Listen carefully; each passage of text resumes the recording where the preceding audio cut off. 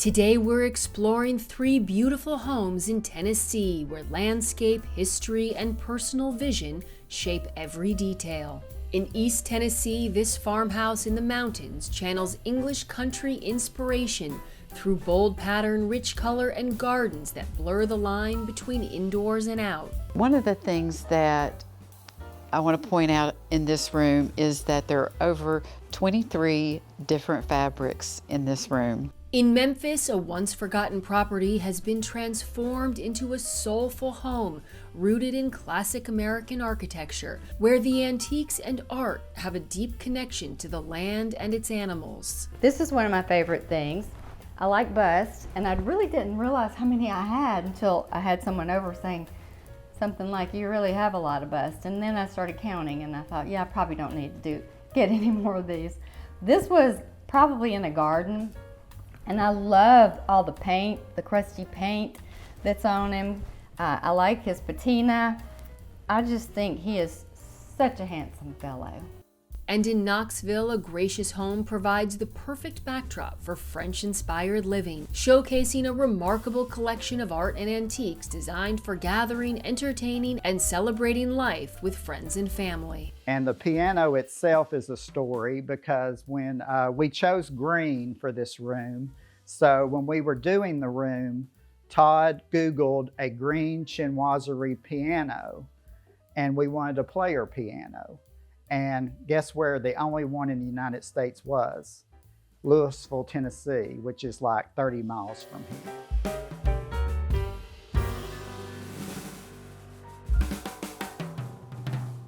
You're watching Homeworthy, where we believe every home has a story. Today we're in East Tennessee at Kelly Ray's picturesque farmhouse. Inspired by English country design, Kelly has drenched this warm, inviting home with vibrant patterns, bold colors, and rich textures. One of the things that I want to point out in this room is that there are over 23 different fabrics in this room.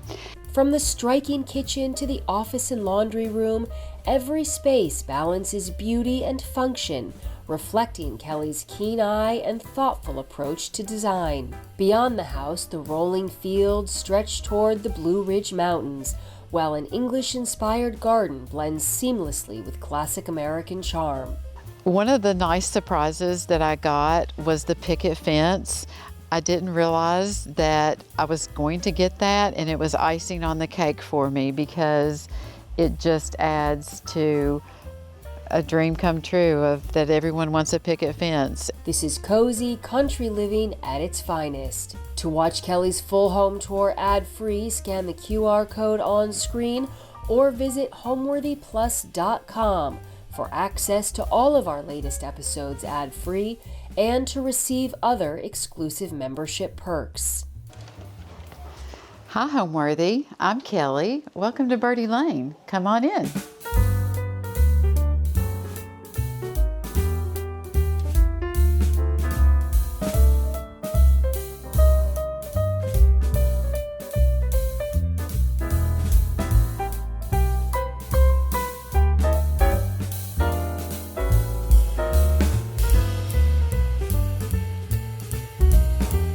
You're watching Homeworthy, where we believe every home has a story. I'm Allison Kenworthy, the founder of Homeworthy, and on this channel we take you inside the world's most beautifully decorated homes and introduce you to the brilliant people who live there. Hi Homeworthy, I'm Liz Lang. Welcome to Grey Gardens. To watch Homeworthy ad-free, visit homeworthyplus.com or scan the QR code on screen. Homeworthy Plus provides an ad-free viewing experience and exclusive content featuring our beloved hosts. Yeah, I can't wait to see. I'm so excited. And if you're looking to shop items inspired by this and other Homeworthy tastemakers, be sure to use the product links below. Hi, my name is Kelly Ray. I'm an interior designer, and welcome to our home in East Tennessee. So when my husband and I decided to build our home here on my family's farm, I knew that I wanted to build a farmhouse. I knew that it was important for the house to look as though it had always been here.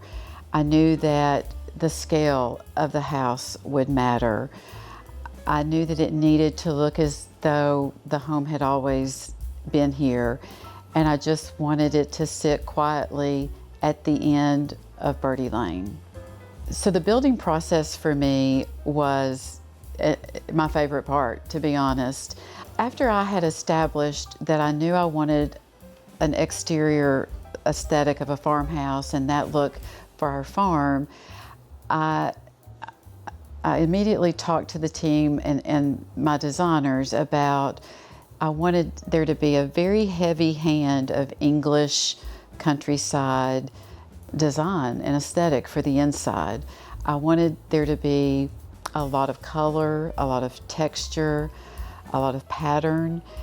In my previous homes, I had lived in a lot of neutral spaces just because neutral was easy and safe. And I knew that this farmhouse needed color and warmth, and this was my opportunity to embrace that English look that I've really always wanted to live in. Welcome to our living room.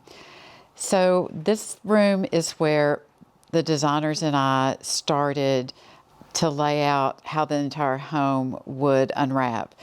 And I love this room so much because of all the pattern and color we were able to get in here. My only direction was I wanted to be able to seat 10 people comfortably, which we were able to accomplish that. And then I wanted just to load it down with color and pattern. And the inspiration for this room started with the ottoman. We did this custom built, measured ottoman with a paw foot, which is a very English design element in this room. And this fabric was one of the first fabrics we selected. It's from classic cloth, and it was the jumping point for the rest of the room. And it works perfectly for all the seating around it. It was important to me to have a fireplace and have a mantle moment.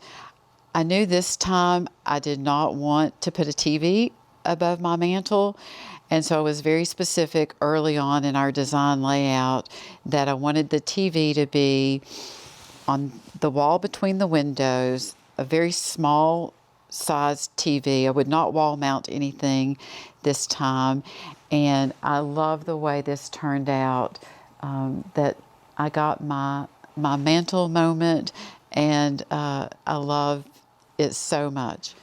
The mirror that hangs over the mantle here was given to me by my mom, and I was able to finally find a place that it worked beautifully. I also kind of did his and her chairs here.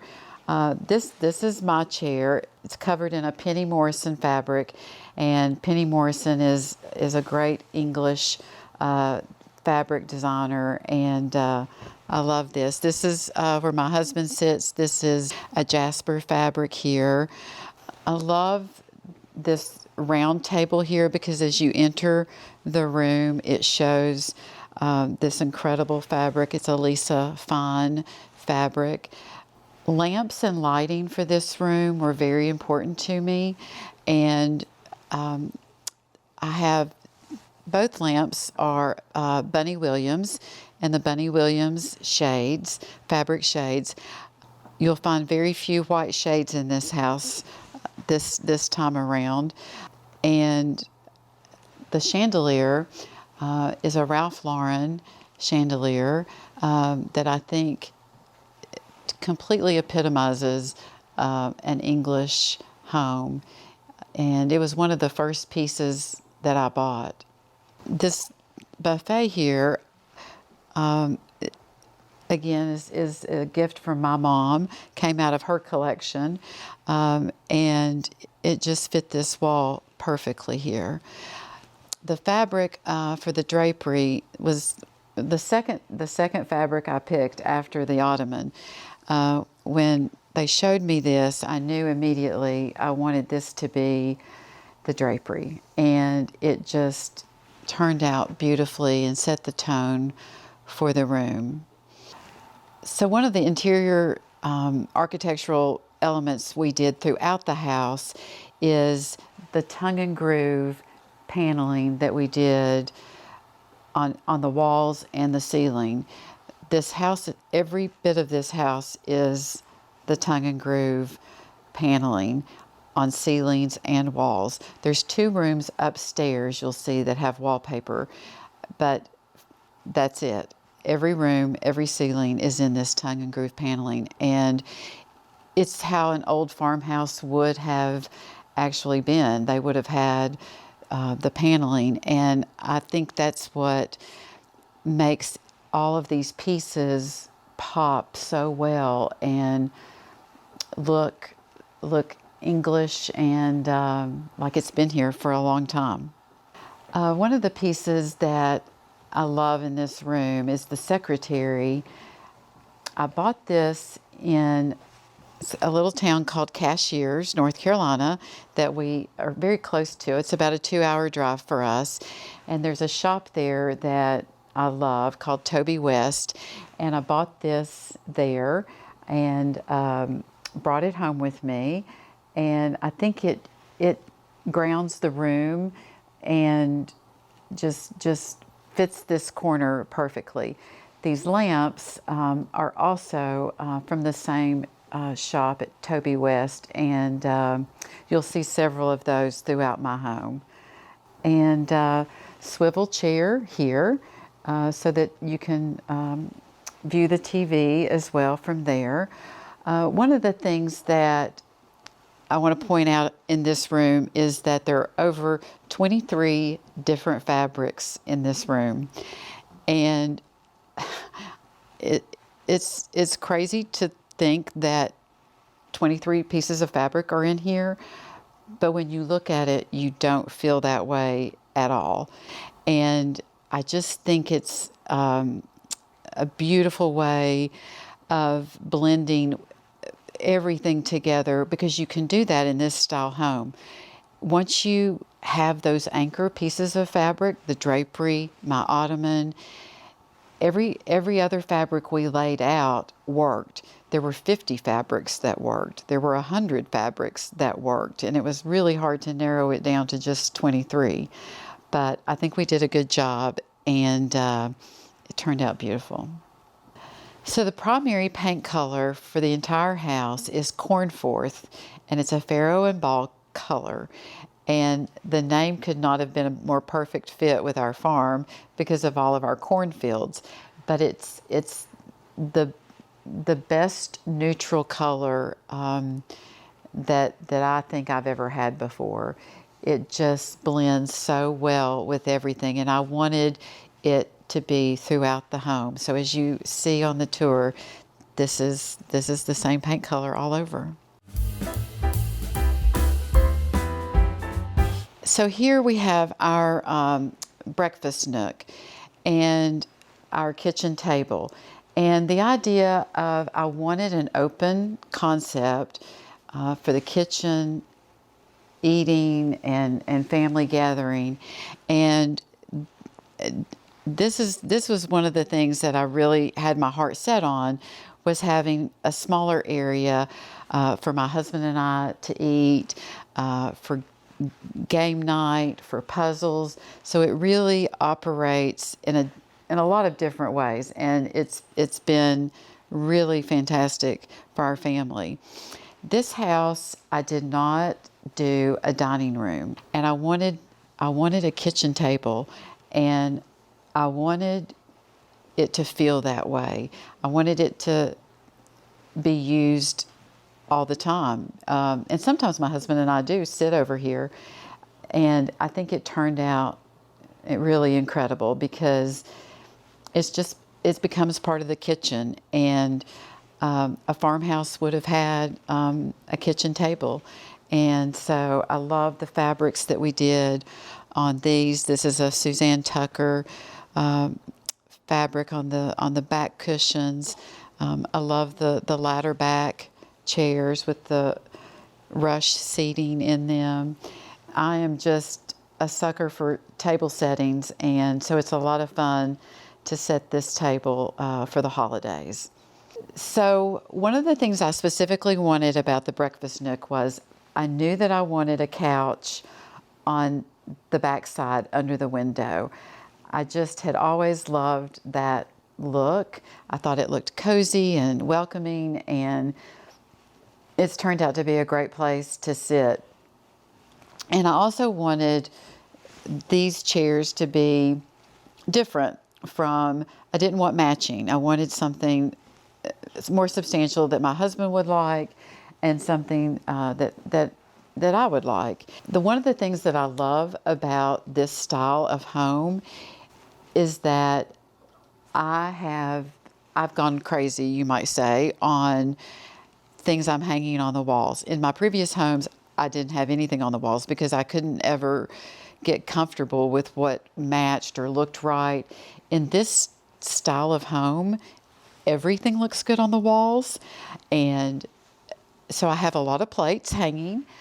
We found this collection of plates and this bracket at a designer show house in Cashers, North Carolina, and was able to purchase them at the end of the show house.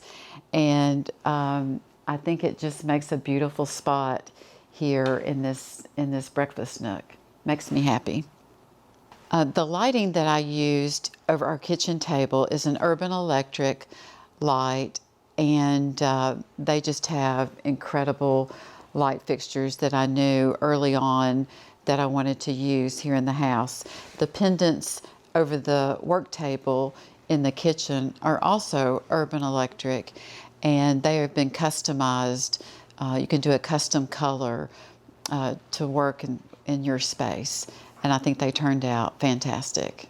So our kitchen started with a visit that I made to New York to the Plain English showroom, and it really set the tone for how the entire house would come together.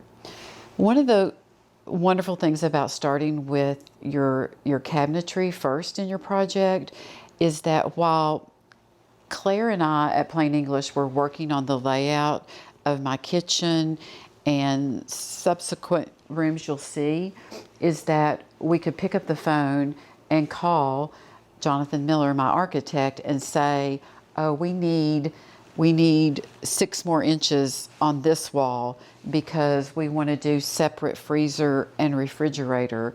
And then he was able to shift walls to make this happen.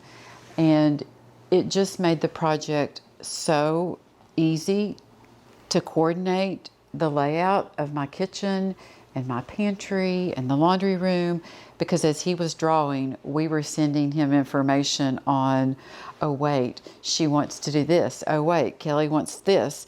And so it made it really fabulous.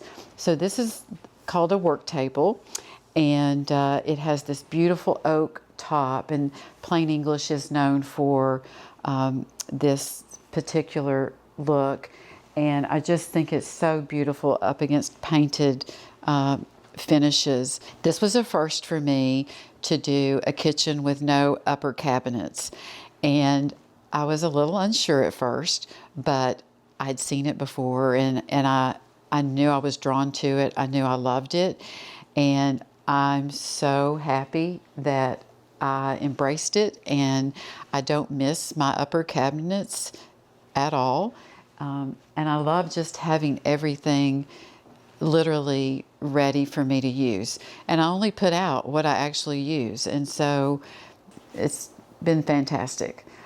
So Plain English does a plate groove in the mantle for things like platters. And the large piece of silver back there came to me from my mom, and then I've added a new piece there. So this is a Plain English glazed door with the antique glass in it, and you'll notice the hardware that they use is just incredible and allows the light to come through the rest of the kitchen.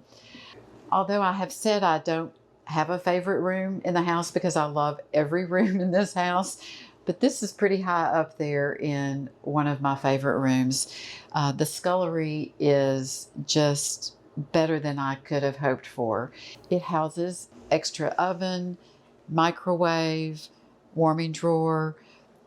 This side is our drink center, ice maker, refrigeration drawers. Here, again, no upper shelving, just all open. The other thing in this room too that's important is the color saturation in all the rooms that have the plain English. This side of the scullery is my baking area, and I absolutely love having a dedicated area for baking, and it gets used a lot. And then this is my food cabinet cupboard there. The floor is marble in a black and white checkerboard, and just seems like a natural fit for a utilitarian space like this. And it's just a little jewel box in here. And the skirted sink, this is a Catherine Ireland fabric and a Catherine Ireland cafe fabric for the cafe curtains. I love cafe curtains, and you'll see a lot of those in my house because we have incredible views and I want a lot of light in, and it just adds to the charm of the whole house. One other thing that I want to point out about this room that is incredibly special to us is the chandelier. So this light came from a home that was here on the farm when we bought the farm. So the house that I'm speaking of had to be torn down, and we decided that we needed to save a piece from that home, just as a nod to the family that was here before us, and that we wanted to honor their time here on this land. And so I was able to get this chandelier out of Miss Hensley's home and have it here in my scullery. I think it's very special. So my love of design begins with my mom. She had a tremendous influence over me growing up. We lived in beautiful homes that she carefully curated with the things that she had at the time, and always, showed us how to live beautifully. And that has stuck with me through my childhood and my adulthood. She was extremely talented with creating beautiful homes and beautiful spaces. She especially taught us to learn about outdoor spaces and gardens, and really that's where she started every home from, and that taught me to do the same thing. Growing up, she would every winter take me to the Southern Living garden shows many, many years ago, and in Charlotte, North Carolina, and it stuck with me, and I loved going with her to those shows. And then in the spring and the summers, she would take me to designer show houses all over the Southeast, and it was incredible as a young child to get to go into these most beautiful homes that designers had done. And it's really what led me to then study interior design and graduate with a degree in design.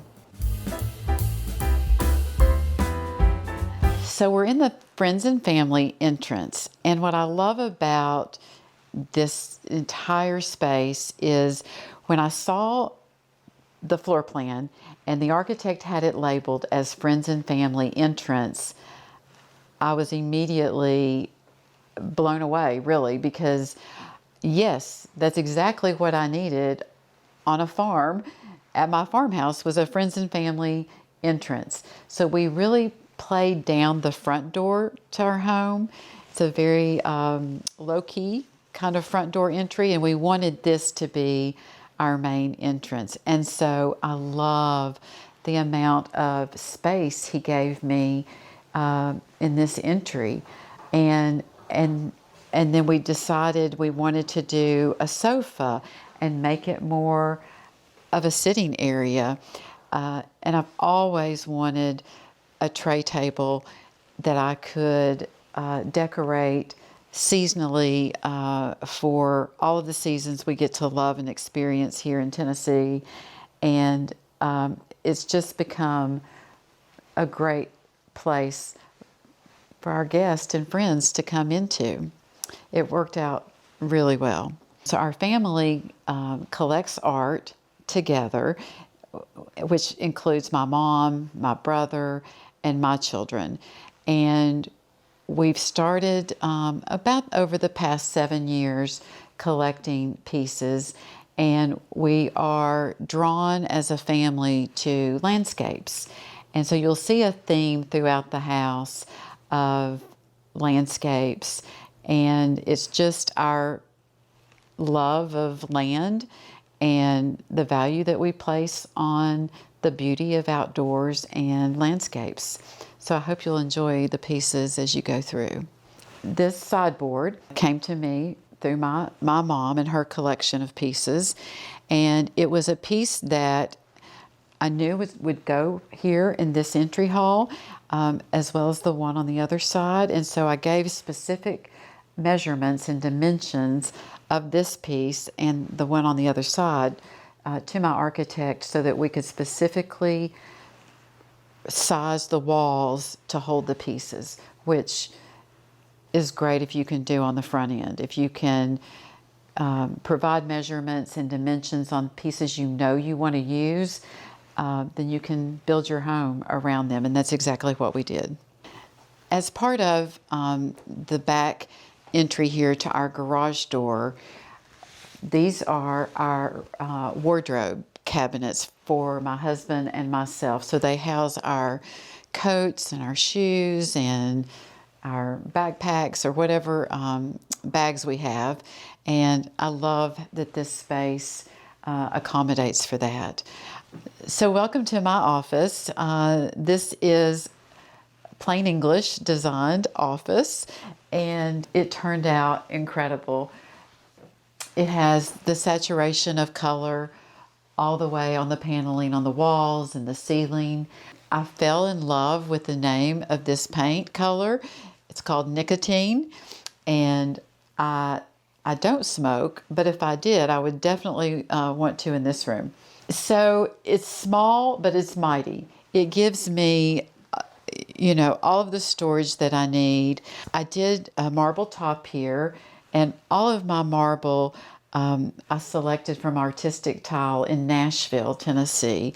And one of the things that, again, making these early choices on my cabinetry, when I took my Ziploc bag of all of my colors from Plain English and laid them out on the table for Artistic Tile, it was a very short meeting, and decisions were made quickly, and they showed me this and these pinks and golds and black.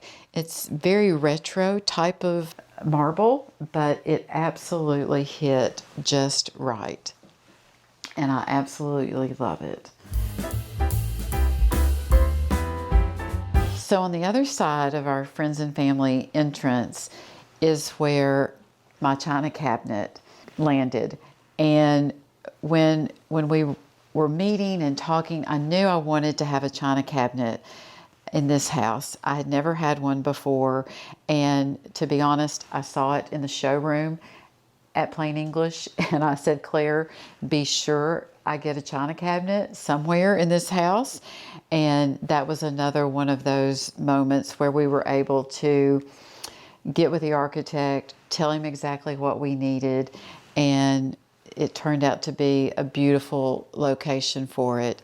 It's really something that I get to enjoy every day. And I get to see china that was mine, china that has come to me from my mom. And it's just a really special piece to me, and I'm really grateful for it. So on this side of the room, in the same hall here, and I love the width that my architect gave me. It just is such when you're standing in this space, it feels right. It just feels good. And this was one of the pieces that I knew I was going to use, so I gave him the measurements on it. It's a Dennis and Lean piece, which is a very, very special piece to me. It was in one of my mom's homes, and I was lucky enough to get it for my farmhouse here. And the special collection of mine are these guineas, and they fit perfectly back here. A pair of Bunny Williams lamps on either side, and shades that I think are just really beautiful. One of the things I do want to point out too is the drapery that I have at this door, and you'll also see at my front door. These are called portal drapes, and they're a very English type of drapery to cover a door.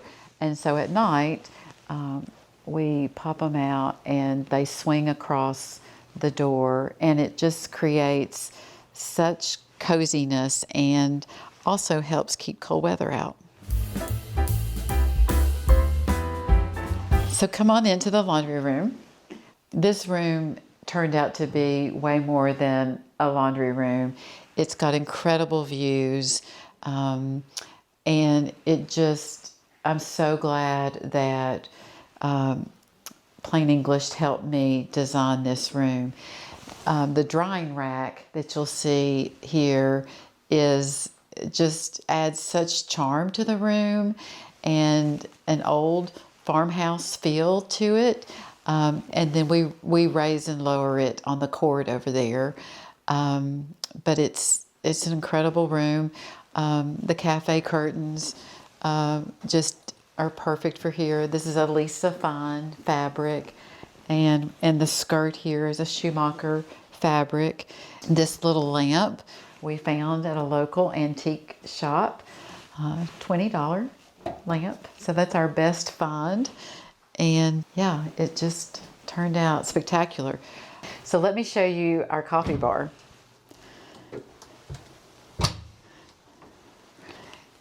This is the best thing in the house because it gets all the early morning traffic out of the way.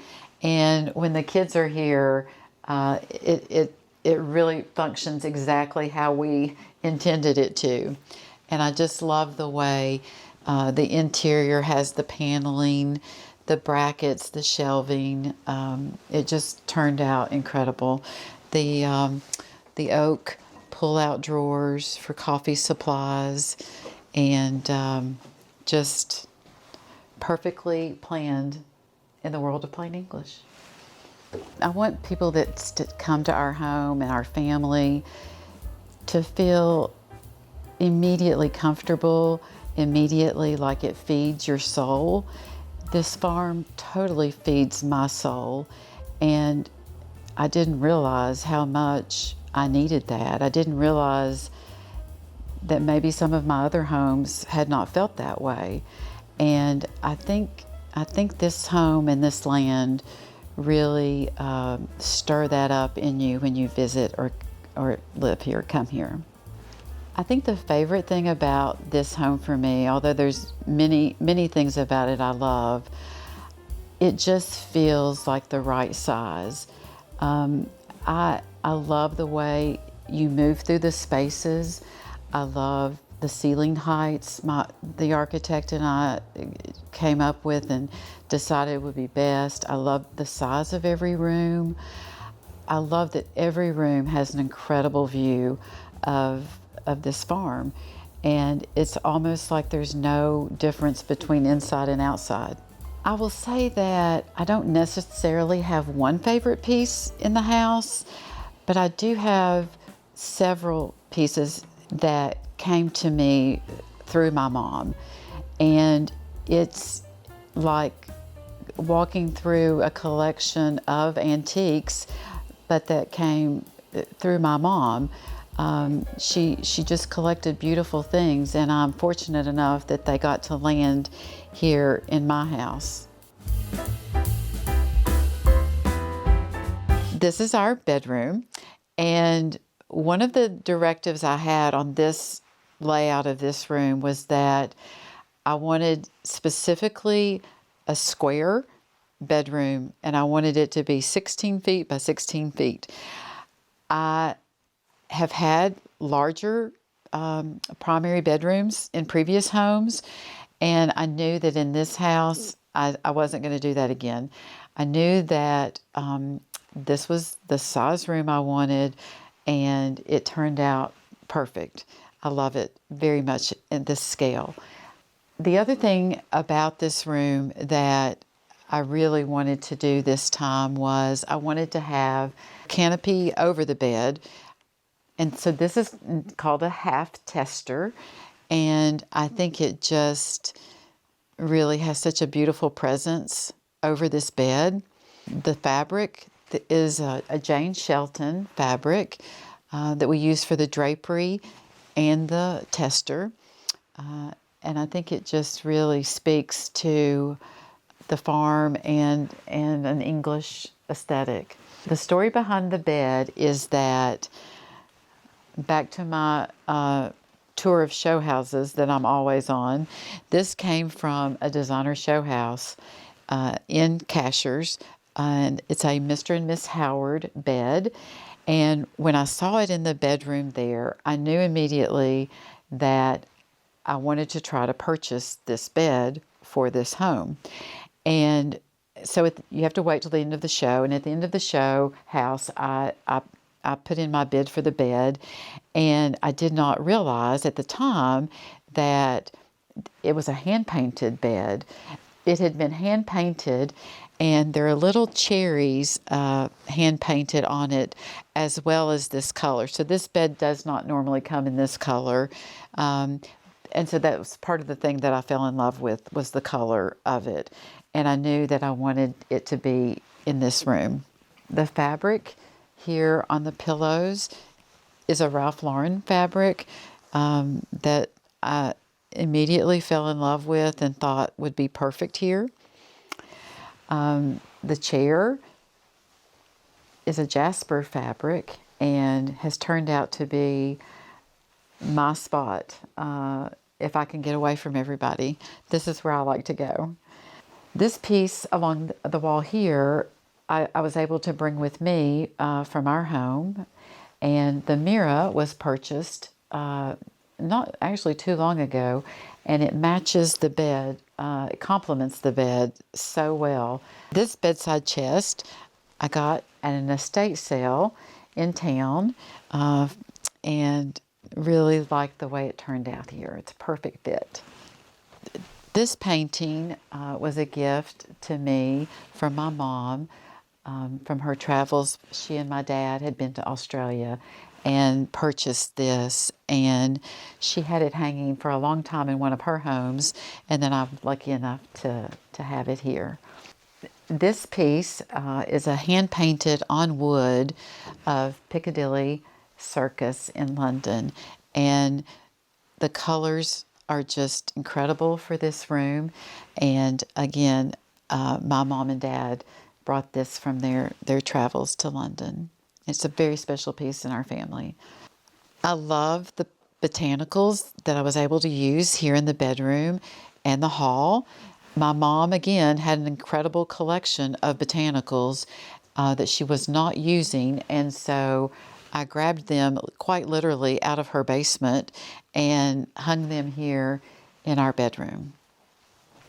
When we were building the house, I knew that I wanted this wall to feature artwork. I wasn't sure what type of artwork or what I would end up using here, but I knew I needed to plan for the electrical for some picture lights. And so I had to figure out what was the best collection to do here, and it ended up being these two different sets of botanicals that I also used in the bedroom. Let's head upstairs so you can see our family suite. So this is what we call our family suite, and the thought behind the upstairs of our home here was that instead of doing 3 or 4 bedrooms up here for my children and grandchildren, I would do one large family suite that everybody stays in together. I have fond memories of this type of room at my grandmother's house, and I wanted the same for my grandchildren. The entry to the family suite, I wanted it to start out as though you were entering a storybook. We found these animals that are, they're busts of character animals that have some whimsy to them that lend themselves to a children's suite. The family suite has beds for your entire family. So my daughter has 2 children, and when she and her family come, this is the room they stay in. So I have 2 king-size beds that can accommodate children as they get older, and just encourages the whole family to stay together in one room. And that's really what I wanted. I didn't want everybody off in separate bedrooms and not fully experiencing family. And I think it turned out really, really well. Again, this is the cornforth paint color in this room, and it's accented with oval room blue, which is a farrow and ball color also. So step here into our little bunk area, our bunk room. In this room, we did built-in twin beds, and I wanted to specifically create a space that as the kids grew and got older, they could pull the drapes together and have time with their cousins and playtime and even some theater time to pull the drapes and work on plays for us. So I specifically wanted to do built-ins over the beds, and it gave me a place to display. These were all of my daughter's books and all of her tea sets as a child, and I wanted her children to be able to see things that were hers. And on this side, I did things that belonged to my son, his books and his toy train and a collection of his cars and airplanes. And I think the grandchildren have enjoyed this space a lot. So right now we have 2 babies in the family, and I definitely wanted to provide a nursery for the babies when they come to visit. And this is one of them. And this is one of there are only 2 rooms that I did not do the paneling in, the tongue and groove. And so this is our wallpaper. This is a Schumacher Bleeding Hearts. And I think it just turned out incredible for this room. And it's a sweet room. This room, I decided to use a twin bed in, since we also have a 4-year-old grandchild who is not in a crib anymore, and it turned out great. And we wallpapered this in a Schumacher paper called Strawberry Hill, and it just reminded me so much of what a farmhouse would have in it, or a grandmother's house. It turned out really special. Welcome to our porch, which is just another extension of our living spaces here in our house. We eat dinner here almost every night in the summertime, and enjoy the incredible views of the Blue Ridge Mountains. We also have our living area on this side. I knew that I wanted an outdoor living room this time. I had never had this before, but it was just begging for this size porch, and I'm so grateful that my architect gave me a porch this large. Every farmhouse porch needs a swing, and we were lucky to get that on here too. And so this has become very used in our family. We've had a lot of birthday parties here and gatherings here. So it's really a valuable space I didn't realize I needed. I knew that I wanted to have an enclosed small garden that I could work in and enjoy from the porch, from my laundry room, and just get to enjoy the English garden. And my landscape designer did a fabulous job setting all of this up for me.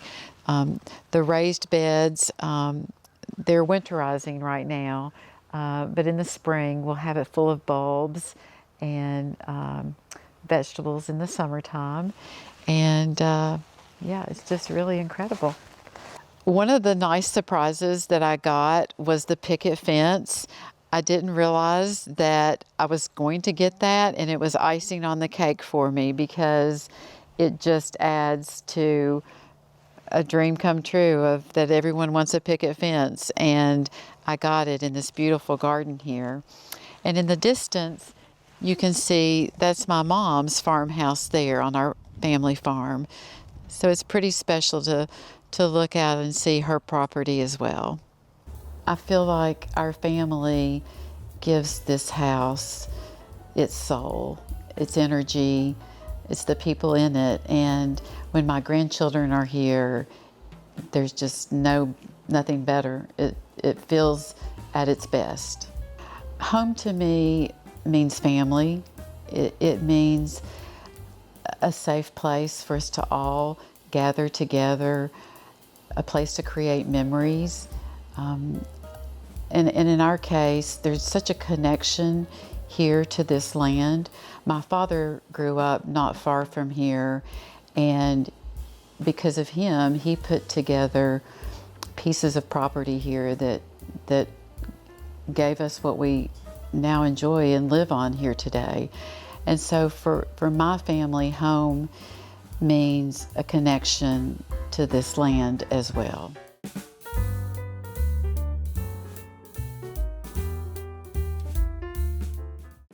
Today we're in Memphis, Tennessee, where Mary Donna Rogers has created a home that's every bit as warm and welcoming as the landscape around it. This is one of my favorite things. I like busts, and I really didn't realize how many I had until I had someone over saying something like, "You really have a lot of busts." And then I started counting, and I thought, yeah, I probably don't need to get any more of these. This was probably in a garden, and I love all the paint, the crusty paint that's on him. I like his patina. I just think he is such a handsome fellow. She and her family bought the property after her 5-year-old son said he wanted a horse. That search led them to trespass onto an abandoned property, 20 acres of rolling hills, a weathered barn, and a historic house with holes in the roof and endless potential. We've had Buck since he was 1 second old. We rescued his mother, and then when she had him, I could not part with him. I was supposed to find a home for her and for the baby, and I did at my house, at my barn. And he's an Arab, part Arab and part something else. We don't know what, do we? This is a Tennessee Walker. Well, hello. Inspired by Mount Vernon, the home blends classic American architecture with Mary Donna's love of antiques, blue and white porcelain, and personal collections. Her paintings, coral displays, and rescued animals add warmth and character throughout. Most people never see this, and I'm going to point this out to you. Do you see this little bird at the top of the transom door? He is hand carved from a block of wood. My husband's uncle does those. He's not with us anymore, but he had one of his birds in the governor's mansion in Mississippi, so he was a big deal. He did beautiful work, and I just have him there because I think he's funny, and I like to see who notices it, and it's just a little whimsy that I like to do every once in a while. So I hope you enjoyed him. It's a home built from curiosity, creativity, and a deep connection to the land, a true reflection of Mary Donna herself. Hi, Homeworthy. I'm Mary Donna, and this is Windong Farm, our house in the country. Come on in, I'd love to show you around.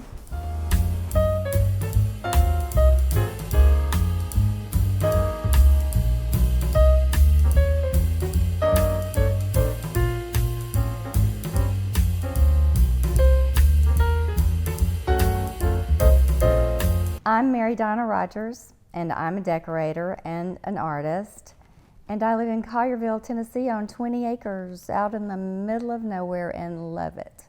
The reason we are living in this house is because this is my husband's dream. When he was a little boy, he wanted a horse. Every Christmas he asked for a horse, he never got a horse. And it happened that our 5-year-old decided he wanted a horse, barely got the sentence out of his mouth before my husband hit the ground running to find one for him. And after we found a horse, then he needed a horse for me, and then he needed a horse for himself, and then he needed a place to keep the horses. So that was our quest, to find a property that had a barn with 7 stalls and rolling hills and a beautiful historic house I could restore. He found it in a weekend. He was at the feed and seed store, found a little gazette, and it had this property listed in the back for sale. So we just trespassed on over to it and walked up, and the property was completely abandoned. Poor property had been sitting here empty for 2 years, had holes in the roof, had critters living in the house, little paw prints, little raccoons or possums, I don't know. The doors were ajar, so we came on in and we took a look. What should have frightened me to death to take on a project like this, I really had experience with old houses. Our first house we owned was in Hattiesburg, Mississippi, and it was built in 1908, and we restored that house. And then we built a new house with old materials, so I thought, surely I can handle this. So that was the beginning of the dream.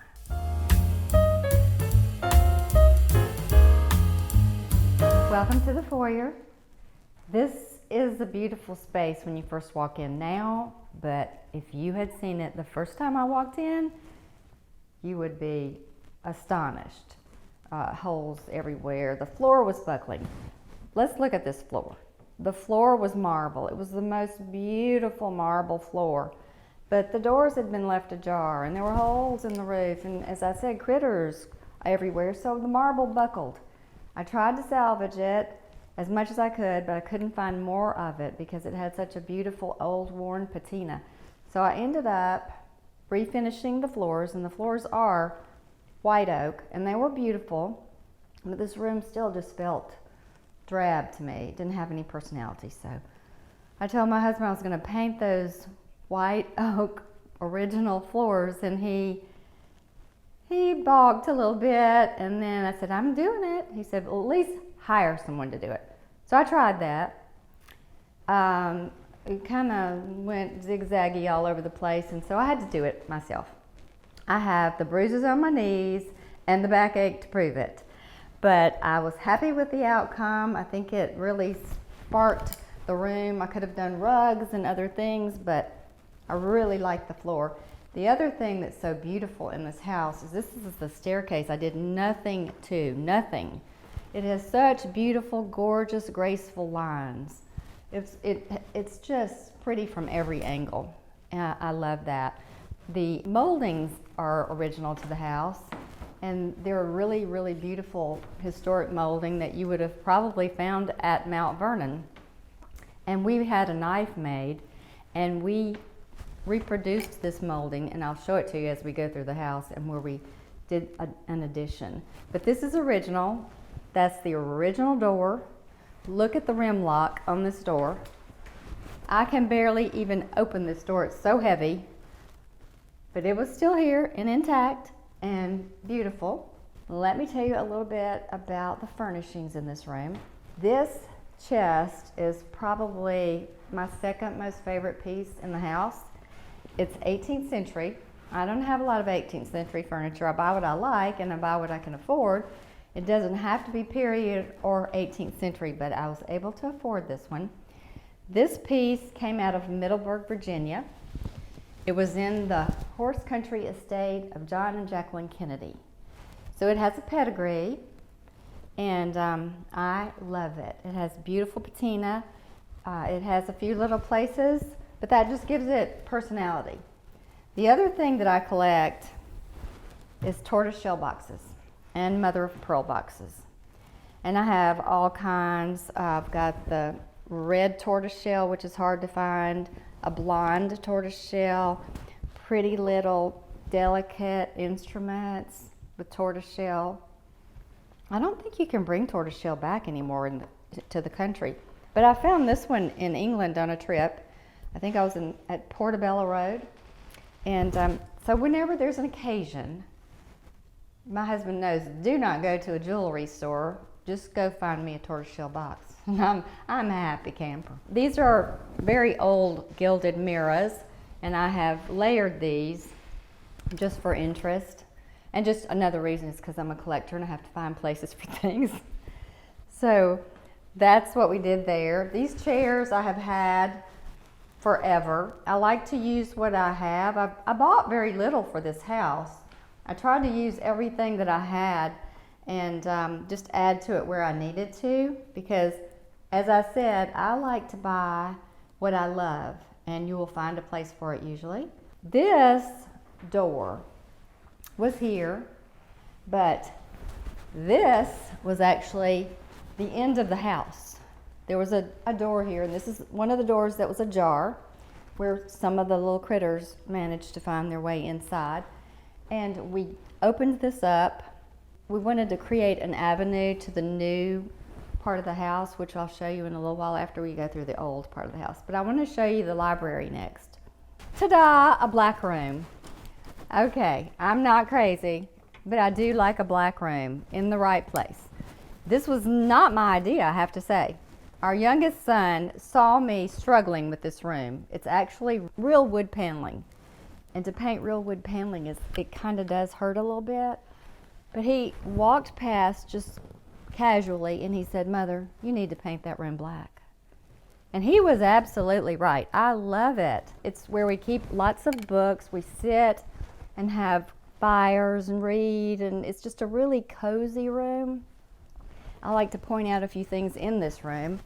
You know, I just told you I love tortoiseshell and that I'm an artist. And when I couldn't afford tortoiseshell, I learned how to do faux tortoiseshell. So all these boxes in here are faux tortoiseshell boxes. And they're fun. I do all kinds of things. That's just one of the kinds. I do malachite. This is a malachite box. You name it. I get lots of commissions to do boxes. I also paint other things. For instance, this marble around this fireplace was lovely. It was the color of potted meat. I don't know if you remember, if y'all out there remember what potted meat is, but it was horrible. It's a mauvey pink color. And I thought, I think I'll just try to paint that. So I got some fireproof paint and decided, go for it. I would do a black and white veined marble. If it didn't look good, I can always take it out and put new marble. But I am totally satisfied. I have no problem. I think it worked out fine. So here's a tip for you. Before you spend a lot of money on replacing marble, try painting your marble. It is possible.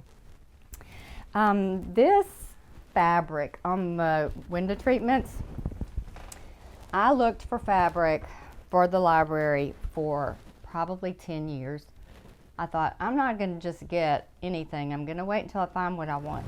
Well, I found what I wanted. It was way out of my budget. This is a Cotton and Tout fabric. I love it. It's a velvet. It's so rich and beautiful. But I have a cousin in New York who worked for Lauren Marsh. He was a furniture designer. I called him in desperation. I said, can you please try and get me this fabric back out in town? I really, really, really want it. Do you have any connections that I might not have? And he said, well, I happen to be having lunch and a meeting with Mr. Tout today, and I am designing a table for him, a dining table. So I'll ask him and see what he can do. Well, when he called me back and told me what Mr. Tout said, I'm like, 32 yards, please, right now. So I have had these for, oh my goodness, 25 years, and I just take them from one house to the next house and continue to use them and enjoy them, and they're beautiful, and they were worth the wait, and they were worth the price, and I love them. We also collect a lot of oddities, I guess I should say curiosities, and you'll see feathers in my house. You'll see bird nests, and look at these bird nests, how beautiful they are. I mean, the construction of the bird nest is amazing to me. They're all different. One's got horsehair, one's just the designs. And the way I got involved in collecting bird nests was when I was trying to get our young son to sleep in his own bed, in his own room. And so I thought, I'm gonna have to involve him in the decor. I'm gonna have to get him excited about having his own room instead of being in our room. So it was his idea to start collecting bird nests. Made sure they were not occupied, of course, but we started collecting bird nests. We put them on little acrylic boxes, and we lined them up across the bottom of his windows. He had floor-to-ceiling windows in his room. And when people would come to see our house, we had it on a house tour one time, they were fascinated with the bird nest. And I love nature. I love decorating with pine cones and berries and real greenery, and I just love oddities and curiosities, and you'll see a lot of those as we go through, and people do say to me, where do you find the things you have in your house? And just anywhere and everywhere. I want to point out this chair because I saw Windsor chairs when I was in the 6th grade at the Lauren Rogers Museum and was fascinated by them and wanted one. So when my husband and I got married, I was on the hunt for one. This one is a yew-wood Windsor chair. It's so gorgeous. It's the first thing we ever purchased. It's been in every house we've ever lived in. We bought it in Kosciuszko, Mississippi. We paid the lady every month whatever we could afford, and we took it home with us. I don't think you find people who do that anymore, but it's very, very, it's a treasure. The biggest challenge for storing this house was to make it livable. It had, as I said, holes in the roof. And the main thing I wanted to be sure was I didn't change the architecture of the house. I wanted it to stay as close to what the builder and the original builder had built, and he was fascinated with Mount Vernon. So he had sent his architect to Mount Vernon to study that architecture to bring it back here. And this is not a replica of Mount Vernon, but it is a loose representation of the Potomac side of Mount Vernon. So the house has plaster walls. That was probably one of the biggest challenges, is people don't know how to restore plaster. It had plaster moldings. All that had to be addressed and had to be done right. And I wanted to stay true to the house and make everything as original as possible. Okay, next I'd like to show you the dining room. And the dining room was a very, very dark color. It was very oppressive to me. Now normally I like a dark dining room. I've had a red dining room, I've had a blue dining room, I've had all colors, but this was olive green, not really my favorite, and so I couldn't get this room light enough, fast enough. So it's really a beautiful white. It's called Horizon by Benjamin Moore. I love this color. It's like a chameleon. It's not too warm, it's not too cool. It's a really pleasing color. The other thing is, when we bought this house, the owners before us, the ones who had left it abandoned for 2 years, also took out all of the original fixtures, all of the sconces, the light fixtures, everything. It was just stripped, which was heartbreaking because I had been told there was a beautiful baccarat crystal chandelier over this table. I had no idea what it looked like. Went to Atlanta to market, met an antique dealer who had a huge warehouse. She took me there. I saw this antique French basket style chandelier. It was the right size, it was the right price, and I brought it home with me. When one of the owners came to see the house, she said, "Oh, I'm so glad the chandelier is still here." And I said, "I'm so glad that I picked one that looked like the original because I had no idea what was here." So that was a happy accident. The other thing about this room that I wanted to do was stay with the traditional style of the house. I think it's really important if you have an historical house that you don't jar someone when they walk in and just go totally modern, but that you respect the style and the architecture of the house. And that's what I tried to do in this room. So this table is very appropriate for this style house. These chairs are very appropriate, but I didn't want this room to look like a period room. I didn't want to look like it was the pilgrimage in Vicksburg or Natchez. I took these chairs to the automotive dealer and I had him spray paint them white. He had never done that before. He will probably never do that again. He said it's very difficult. There's lots of ins and outs to this chair, but I love it. It's just enough to make it have just a little bit of a difference and not be stuffy, just ordinary. I found this buffet at an antique shop locally.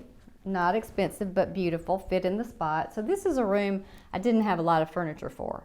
So I did have to go out and resource this room. Oh, I should tell you, these chairs were at the racket club that we belonged to, and they were remodeling and selling these.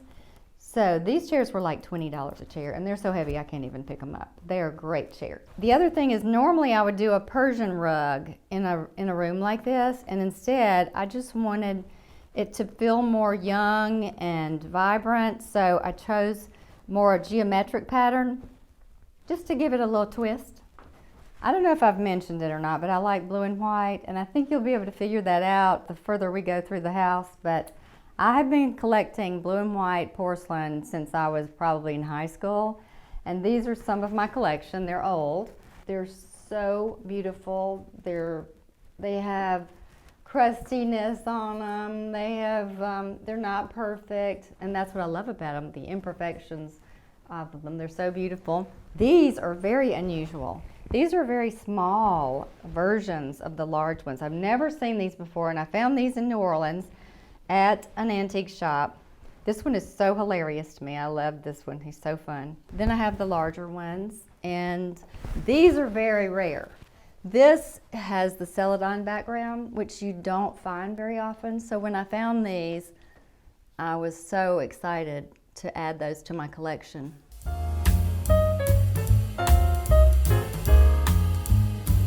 All right, I'd like to show you the living room. This is also one of the original rooms in the house. All the original rooms in the house, as I said, have plaster walls, plaster moldings, and white oak floors. The only thing I did to this room was to just clean it up. It was in great shape. Well, it did have a hole in the ceiling, but that was nothing after all the other things. But this is the part that we added onto this room. This was a wall and the small door. But as you will see, I needed an avenue to get us to the new part of the house. So all of the fireplaces are original. All the marble is original. This is a beautiful classic marble that was used all through the house. This is an Italian secretary with Dutch influences. And the reason it's Italian, and I know it's Italian, is Italian furniture doesn't have overhangs. As you can see, it just goes to the side and goes straight down. And you see all the work in this? It's just amazing. Just beautiful. I'll show the inside because it's just as beautiful inside as it is on the outside. The workmanship and the quality is just amazing, which reminds me of a client that came to my house, and she was standing in this room, and she said, "You know, you have a lot of furniture." Yeah, I have a lot of furniture because my husband and I will be married almost 50 years, our next anniversary, and we both like furniture, and we've been collecting furniture for a long time. She said, "You have a lot of furniture, but it's not that throwaway kind." And I thought, what is that? What is throwaway furniture? But I guess that's catalog furniture. I don't know. I don't deal with throwaway furniture. But I do love furniture. Probably spend more time going and shopping for furniture, but at least I have clients now that I can go shop for, and I'm not just consumed with getting things for myself anymore, because as you can see, I'm running out of places. The other thing I like to do when I collect is I like to group collections together. So everything on this table is terracotta, and it's all antique. So the terracotta bust and the horse and the other, all these pieces work together in a collection, not because they're all the same thing, but because they have in common that they're terracotta and they have a beautiful aged look. So that's just one example of how I like to display collections in a house. If you scatter your collections, they just don't have the same impact. And I had a person here yesterday who has a lot of tortoiseshell like I do, and she said, "Please come to my house and put my tortoiseshell out. It's just all over my house." So that's what I really love to do, is accessorize. So I do a lot of that. This is interesting how this came about. I was trying to make plans for this house. We had just purchased it, really hadn't talked to an architect yet, and I was playing in my sketch pad thinking, what would we do? And my husband called me. He was in New Orleans, and he was at an architectural antique shop, and he said, "I have found these French doors with Palladian transoms. Do you think we could use those anywhere?" I thought, we will figure out a place. And this was the perfect avenue to traverse to the new part of the house. I love this room. It's probably one of my favorite rooms. We repeated the floors. These are also white oak floors. These are the original white oak floors, and they're very close, very similar. I tried to match them. I didn't touch the old ones. I didn't even refinish them. I just think they're beautiful and have a lovely patina. This doorway takes you straight out to the garden, the Boxwood garden, which is one of my favorite views. You get to see the pool house, the boxwood, the urn, you get to see the bay window. As I said earlier, I like to be in the house and see the house. That's just one of an architectural element I think is very interesting. This is one of my favorite things. I like busts, and I really didn't realize how many I had until I had someone over saying something like, "You really have a lot of busts." And then I started counting, and I thought, yeah, I probably don't need to get any more of these. This was probably in a garden, and I love all the paint, the crusty paint that's on him. I like his patina. I just think he is such a handsome fellow. There are a few pieces in here that are really special to me, and this is an antique jar pot, Andu jar, I think is what they may call them. It's signed, and we found this in France on a trip. I love to find things on trips, bring them back, because they're so sentimental. They remind you of your trip and where you were when you found it. So a lot of the pieces in the house we picked up on our travels. And travels really open your eyes to things. They really polish your techniques, and they give you ideas. There's nothing like travel to expose you to new ideas and to old ideas and things you maybe hadn't thought about. And while I'm standing right here, most people never see this, and I'm going to point this out to you. Do you see this little bird at the top of the transom door? He is hand carved from a block of wood. My husband's uncle does those. He's not with us anymore, but he had one of his birds in the governor's mansion in Mississippi, so he was a big deal. He did beautiful work, and I just have him there because I think he's funny, and I like to see who notices it, and it's just a little whimsy that I like to do every once in a while. So I hope you enjoyed him. My husband dragged me to so many properties before we found this property, and one after another. It's like, no, this is not going to do. No, this is not going to do. So finally, I sat down and made a list of 19 things he had to find kind of thinking that maybe he wouldn't. And I could stay where I was because I was perfectly happy where I was. We were in a house the right size for empty nesters on a lake. I had no intentions of ever leaving there. So when my husband found the Gazette and we came to look at the property, I started checking off the 19 things. Rolling hills, long driveway, beautiful old trees, magnolias, 100-year-old oak trees, the historic house I could restore, the stable, 4,500 square foot stable, property, 20 acres. I had to do it. It was his dream. So we started the endeavor. I contacted architects. A lot of the architects wanted to do things to the exterior that would have changed the appearance of the house, like wings on the sides. And I was adamant to keep the house as close to the original house as possible. I changed very little. I did not move any walls, actually. I did some cased openings. I just wanted it to stay original to its former glory. And that's what I was trying to do, bring it back to its former glory.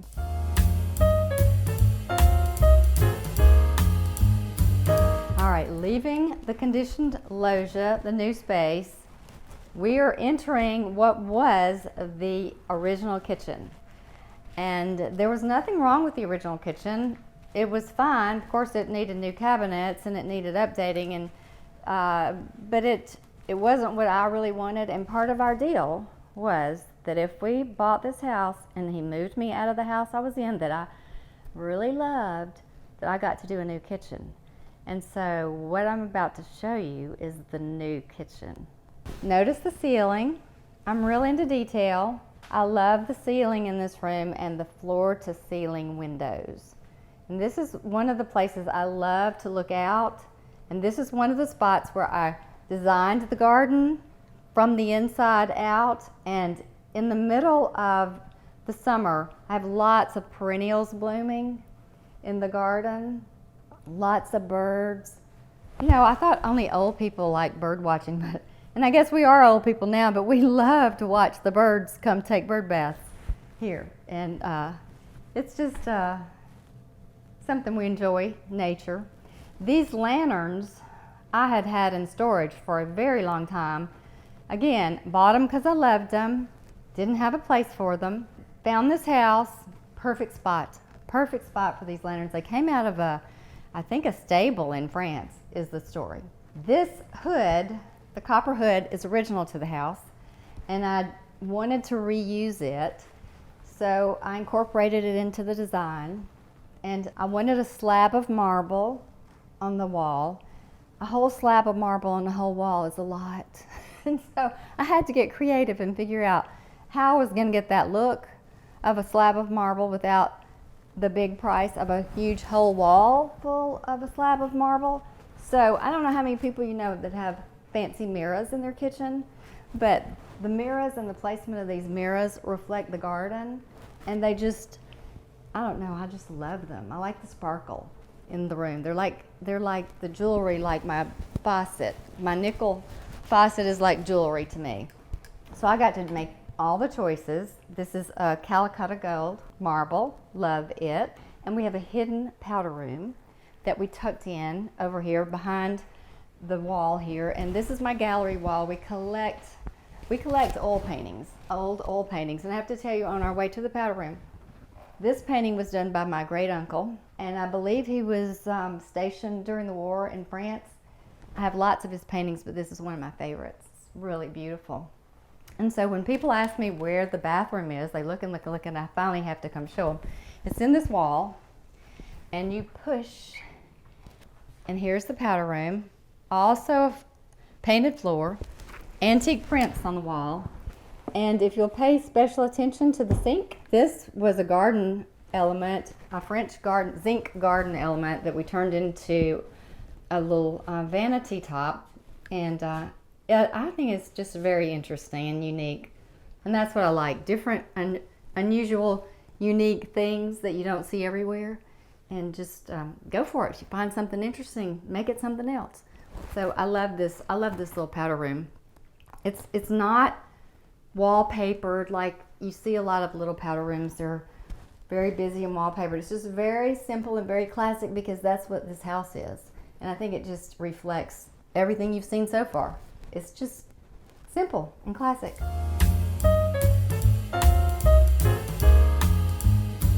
This was originally part of the kitchen. So I took this space and turned it into a butler's pantry. It has an ice maker. It's right off the dining room. It is so handy. You can set it up as a bar like I have it now, or you can set it up as a buffet. I keep all of my dishes and china and things, paraphernalia, utensils in here, handy and ready to go. And this is the original breakfast room. I did not change anything in here other than the color. Again, it's plaster. It has the wood floors. I also paint in this room. This is kind of where I have a little corner here, kind of stacked up, but this is where I like to paint, and this is where I have a lot of paintings of mine. And so the one here over the fireplace is one of my paintings. This is the chair room, I guess is what you'd say, people say, because it seems that all the paintings in here are of chairs. This is one of my paintings. I was really interested in light and dark and the play of light and dark in this painting. Maybe a chair might be an odd subject matter to some, but I love antiques and it's an antique chair. It makes perfect sense to me. This is one of my busts. She is Marie Antoinette. I love Marie Antoinette. I don't know why, I just think she's interesting. But she was a garden element. I haven't done anything to her. She even has moss on her at the bottom from her garden days. She has now found a new home in my breakfast room. I love her. And then another one of my paintings of a chair. These are some of my favorite lamps in the house. These are just a little edgier than some of the other things I have. I have a lot of lamps made out of antique porcelain, out of antique candlesticks. These are also visual comfort, and I love them. They're so versatile. They could be in a room like this with lots of antiques and historical furniture, or they could be in a modern room. They weren't tall enough, and let me give you a tip.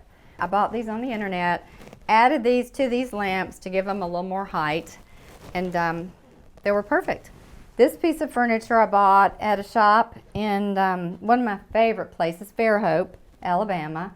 If you haven't been there, we call it Fairyland Fairhope. It is just a wonderful little town, lots of great shops, lots of great places to eat, beautiful place. And this came from a shop called Crown and Colony, where I buy a lot of things for clients.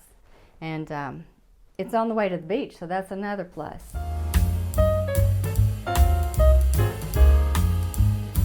All right, now we're gonna leave the original breakfast room and butler's pantry. I'm going to take you to my favorite room in the house. This room and the kitchen just came out of my imagination. I never saw anything like it. I hadn't been to a home anything like it, but my idea behind this room was that this may have been an old building on the property, like an old barn, and we took it in and turned it into living space. If you'll notice the ceiling, it's just so interesting. It's rustic, but it's also refined in some way. And the painter wanted me to use something to block out all those little pine knots. And I said, no, love them. They're part of the character of this room. This is not a fancy room, but it's a refined room. And it's a very comfortable room. And this is where we find ourselves after we've had dinner. We spend a lot of time in here. And this is another one of my paintings. The good thing about being a painter is that if you don't have a painting to go in a spot for yourself or for a client, you can always paint one. So that's really why this painting is here. I haven't found just the right thing yet, but this will do until I do find the right painting. I love this fireplace mantle. People think when they see this that it's a real contemporary architectural element. It's really not. It's really historical. And the other thing I did that was a little different in here was angle the marble. And believe me, the people who put this in scratched their heads a bunch trying to figure out how to make this all fit together. But I think it's just really interesting, and the beautiful marble. I love how this turned out. And this is a working fireplace. It's one of 8 working fireplaces in this house. And we used it as a working fireplace for several years, and then we got a little bit tired of lugging in logs and the after effects of how a fireplace smells and all the smoke. So this is gas logs, and oh, we love just flipping a switch and having a fire, and they're so authentic now. They look so real. These are vented logs, and we love that. On this side of the room, you'll see this beautiful armoire, and it is a giant piece of furniture, but this room can hold it, and it doesn't overpower the room, because I don't think you could possibly overpower this room. Even though this room is big and has tall ceilings, it somehow feels cozy and comfortable. And as I said before, this is the room that company comes and they just stay and stay and stay. This piece we found in Provence. It's lime wood, and I packed it full of curiosities and comfy, the things I showed you in the kitchen, and had it shipped back here. I wouldn't advise you do that unless you are really buying and you're doing a container, but we had a good time doing it. We have some other fun pieces of furniture that we've picked up along the way. Another French piece, called this a French commode, with more of my blue and white porcelain collection. A lamp that we had turned into that was a blue and white porcelain base, and I had it turned into a lamp. I have some really unusual pieces I'll point out. I have never seen one like this. I've never seen a piece of blue and white porcelain like this, and I'd also like to know more about this piece. It's unusual, very, very unusual. This was the very first piece of blue and white porcelain I ever bought in a little shop of little Oriental people. They also sold televisions. It's a very odd kind of combination, but blue and white porcelain and televisions. Another one of my paintings. This is of a room, and this is an antique Italian mirror, sunburst mirror. I love those, and you've probably noticed them in other parts of the house. I may not have pointed them out, but I love those also. One of my very, very, very favorite things is this acrylic urn in my collection of coral. And when I mentioned that coral has names, this coral is called cauliflower. This one is called brain coral. They all have different names. They're very, very interesting, just very odd and unusual. I love coral, and the reason that I think that this table arrangement works, as I've said before, when you do collections, it's good to think about texture and color and form, all the elements of design. But this one works for me because everything is kind of in the same color scheme. It's just real neutral and pleasing. But this is probably one of my favorite things in the house. I love this. This is a spot that everyone enjoys in our house. People come in and they want to sit at this table. It's so pleasing. It's like you're sitting outside. And these chairs I have had 25 or 30 years. This is the second go-round of a blue buffalo check. I love buffalo checks, and we have our initials on the back. They're really Mary Donna Barnett Rogers, or they could be Mary Donna and Bob Rogers. So they're very versatile. And this is original. I have never changed these. And the other thing I love are urns, and you've probably noticed many of those. This is an antique urn that I found recently, and I love to bring in plants from outside. I really like that more than I do flower arrangements. I love natural things. And so I had an event recently and put this one together. This is more of that blue salvia. I have bees in the house. I don't know how they get in my house, but I have blue salvia planted in the yard. They love this. In fact, I had one that tried to go down my robe this morning. Not a good thing. But that's another thing I really love to do is bring garden elements inside. And if I had an antique shop, I would want a shop that has antique fountains and pots and garden elements. I love bringing garden things inside. I wanted to point out this rug because when I was 22 years old, I found this rug at a shop in New Orleans. And I keep saying New Orleans because we lived in Hattiesburg, Mississippi, and New Orleans was about an hour away, and I had a lot of clients in New Orleans, and we would spend our anniversaries in New Orleans. So while I was on a New Orleans trip, I found this rug, and this is an antique serape rug. And the man who had the shop said to me, You can't possibly want a rug like that. You're not old enough to appreciate this rug. I've had this rug for almost 45 years probably. It doesn't matter to me what colors are in the magazines. I still do what I like, and that's what I encourage my clients to do. This rug has been in every house we have owned. I love the colors. It's getting worn and frayed in places, but that just adds to the character. But this is a serape rug, and they're kind of hard to find now, but one of our very first purchases as a married couple. Just to give you a little background, my husband and I are from Laurel, Mississippi. Laurel is the most idyllic place to grow up. And Laurel was settled by people from the Northeast. They were lumber barons. They came down, brought their architects with them, built unbelievable, fantastic houses. You can see Italianate style houses or shingle style houses like you would see in the Hamptons. I was just exposed to so many things growing up in Laurel. These people were very cultural. There's a Lauren Rogers Museum that's fantastic. I went to school at St. John's Day School, and we had etiquette classes, we had art classes, Spanish, music, but our school was in a home. It was in a mansion that had been turned into a school. It was a beautiful place to go to school, but I was also invited to the homes of some of the residents who had established Laurel for our etiquette classes. And I would go home and I would tell my mother what I saw. Mother, I saw these rugs. Or Mother, I saw these paintings. And this, I would describe the antiques and I would describe the architecture. And that was when I was in the 6th grade.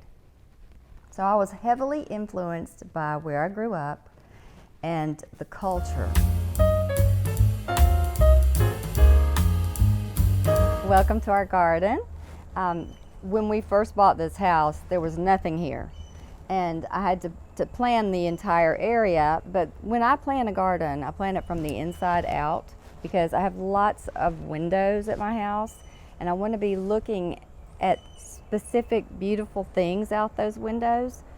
And when I talk about windows, our youngest son says we live in an aquarium, but that's good. I love that. So I have lots of boxwood and I am the head clipper. No one can touch my boxwood. I keep them clipped all the time. There are probably more than 65 boxwood in this little courtyard garden, and I'd love to show you, so follow me. Let's take a little tour. So as we walk, I want to point out the bay window. This is one of my favorite parts of the house. It's where the table was inside in the great room. It's just such a beautiful spot to sit, and you have a view of the lake and the pool house and the house. I like houses that you can see the house from inside, and that's one thing I was real sure I wanted to do when we were planning this and working with the architect. I like wings and courtyards, and I like to bring the outside in, and that's how I feel. I feel like there's just a blur in the lines of inside and out. As we go through my courtyard garden, let me point out these are sun patients, and I've never seen sun patients so happy. They're beautiful, they're so big, and we've had a drought this year, so we have had to water twice a day to keep things green and beautiful, but it's worth it. So if you'll look this way, this is our pool, and we added this a few years ago. I've only maybe 3 years ago, and there was a pool here originally, but it had seen better days, and there was a pool house, but it was only a pavilion, so we have closed that in, and I want to take you in there and show you that later. The other thing I love about gardens is gravel. Do you hear that crunch when you walk? I love the sound of gravel. And so I have gravel all through this little courtyard area, a path all the way down to the pool, and then hardscape when you get to the pool. This is a favorite spot where we like to sit and eat. The bees love all the flowers, the blue salvia, and I wish it were July so you could have seen these roses. They are spectacular. Oh, look, we have one popping out its little head. But these are a special kind of rose. They're thornless roses. They're called Zephyrin drone roses. If you want to get some, I highly recommend that you do because they are just a profusion of deep pink beautiful color in the spring, and they are supposed to continue blooming through the fall, but we've had extreme bad weather. This is the salvia that the bees love. I like natural arrangements. I probably work myself to death with all the pots and plants that I keep, but I just love the outdoors. I'm not sure if I like the outdoors or the indoors more, but we really do enjoy this property. Look to your right, the big, beautiful magnolia trees. When they're in bloom, they're so beautiful. We have oak trees. We have, I don't even know all the names of the trees, but they're so big and they're so established and beautiful. You don't find that today. You don't find that in the new neighborhoods. They cut the trees, and it's just so peaceful here. And I don't know if you can hear it now, but I hear the birds and the ducks and the geese, and all the little outside noises are so pleasing, and the frogs. And here's some of my most beautiful gardening. This is Mother Nature at her best. Wherever zinnias pop up, zinnias get to stay. These are growing in gravel. I have a whole garden that I planted of zinnias, and they did not do anything with our drought this year, but these in gravel are having the best time. They're just everywhere. So if you will follow me, we will go to the barn and see our rescue horses. I hope they're cooperative and they show up.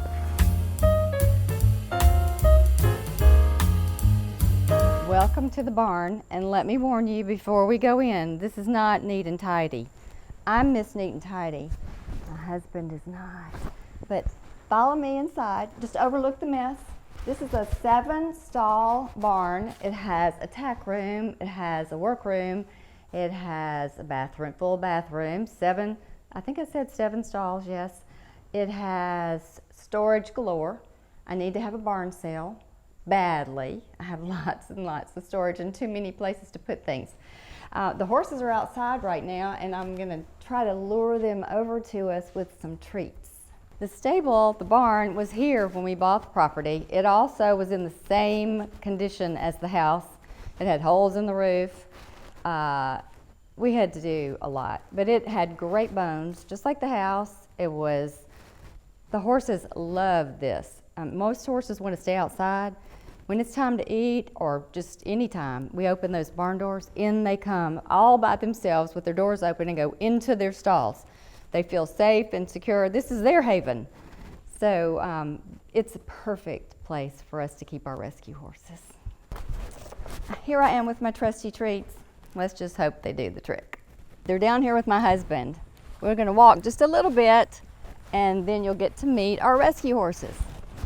All right, you're getting ready to meet Bart, and Bart he looks like Zorro's horse. He's so gorgeous. And he and I do a little smooching sometimes. I'll probably get hoof and mouth disease, but he loves to be told that he's handsome. He knows exactly what you're saying. Hello, would you like a treat? We have company. Okay. I'm not sure. While we're here, this is Buck. Hello, darling. Hello. Oh, are you scared of that camera too? Here you go. This is Bart. Look at him. Do you want to get some cookies? Oh, he's so beautiful. You're so beautiful. Do you want another treat? Are you handsome? Are you a handsome boy? He is. Look at that. Look at that mane. Isn't that gorgeous? You are so handsome boy. Would you like another one? That's not fair. That's not fair, is it? All right, we've had Buck since this is Buck. We've had Buck since he was 1 second old. We rescued his mother, and then when she had him, I could not part with him. I was supposed to find a home for her and for the baby, and I did at my house, at my barn. And he's an Arab, part Arab and part something else. We don't know what, do we? This is a Tennessee Walker. Well, hello. You're so interested in what's going on. Look at them. Now we can't get you to leave, huh? Now we can't get you to go. Is it the treats or is it me? Oh, they have a game that they play, and I wish they'd play it now. One gets on one side of the fence and one gets on the other, and they nibble at each other. And I don't know how they came up with this game, but it is really fun to watch. You being a sweet baby. Oh, yeah, it's a sweet baby. I know it. Here's Emma. Hello, darling. Emma is an American saddle horse. You didn't get a treat, did you, sweet pie? Okay, let's get a treat. I thought y'all would like. She's little. She's a good size horse for me. I don't have very far to fall. Yes. Which is not my goal ever. Yeah. Thank you for coming to say hello. Thank you for coming to visit us. And these are our rescue horses. Horses have all kinds of body language, and when we first got horses, I was not accustomed to horses and how they behave. And if he pawed his foot, that scared me. If he threw his ears back, that scared me. Every little thing they did frightened me, but they all have a meaning. It might be a fly on his ear, it's nothing. Horses are the most gentle, beautiful creatures to me that God ever created.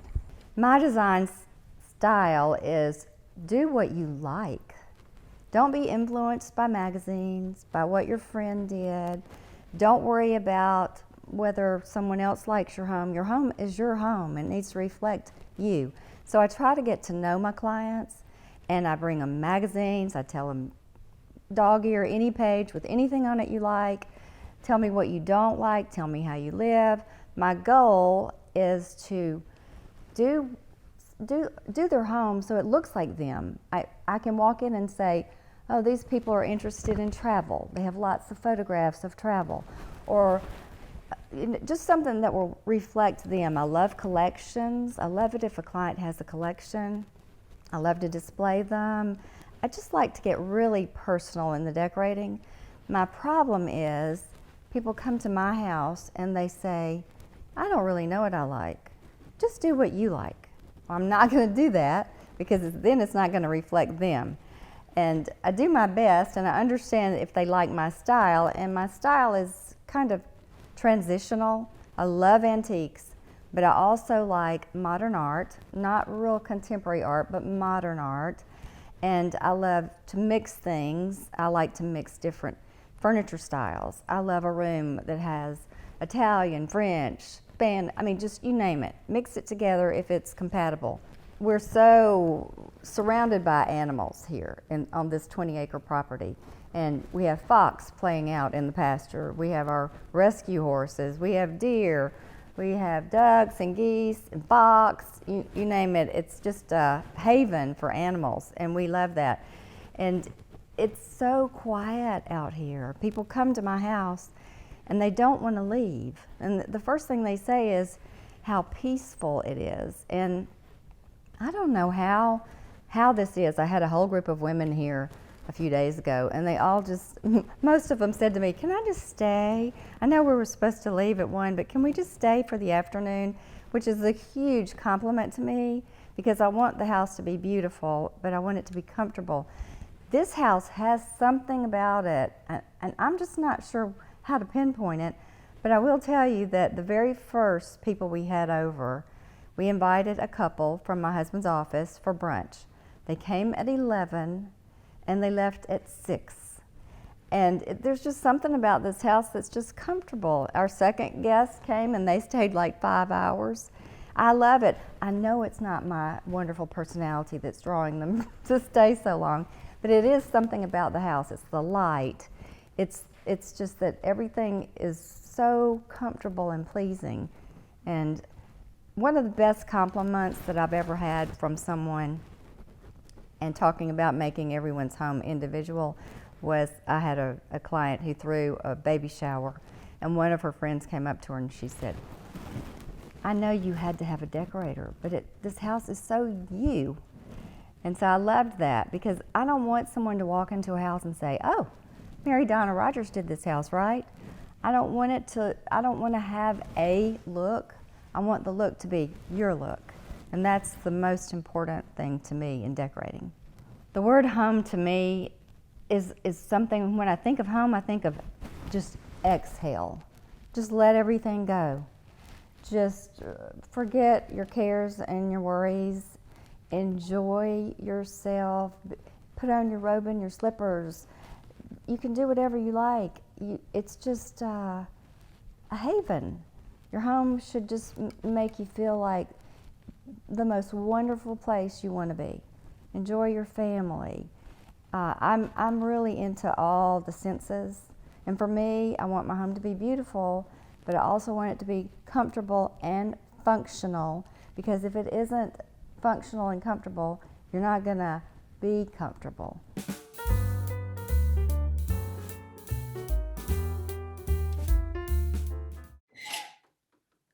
Hi, Homeworthy. I'm Bobby. And I'm Todd. Welcome to our home in Knoxville, Tennessee. Come on in so we can show you around.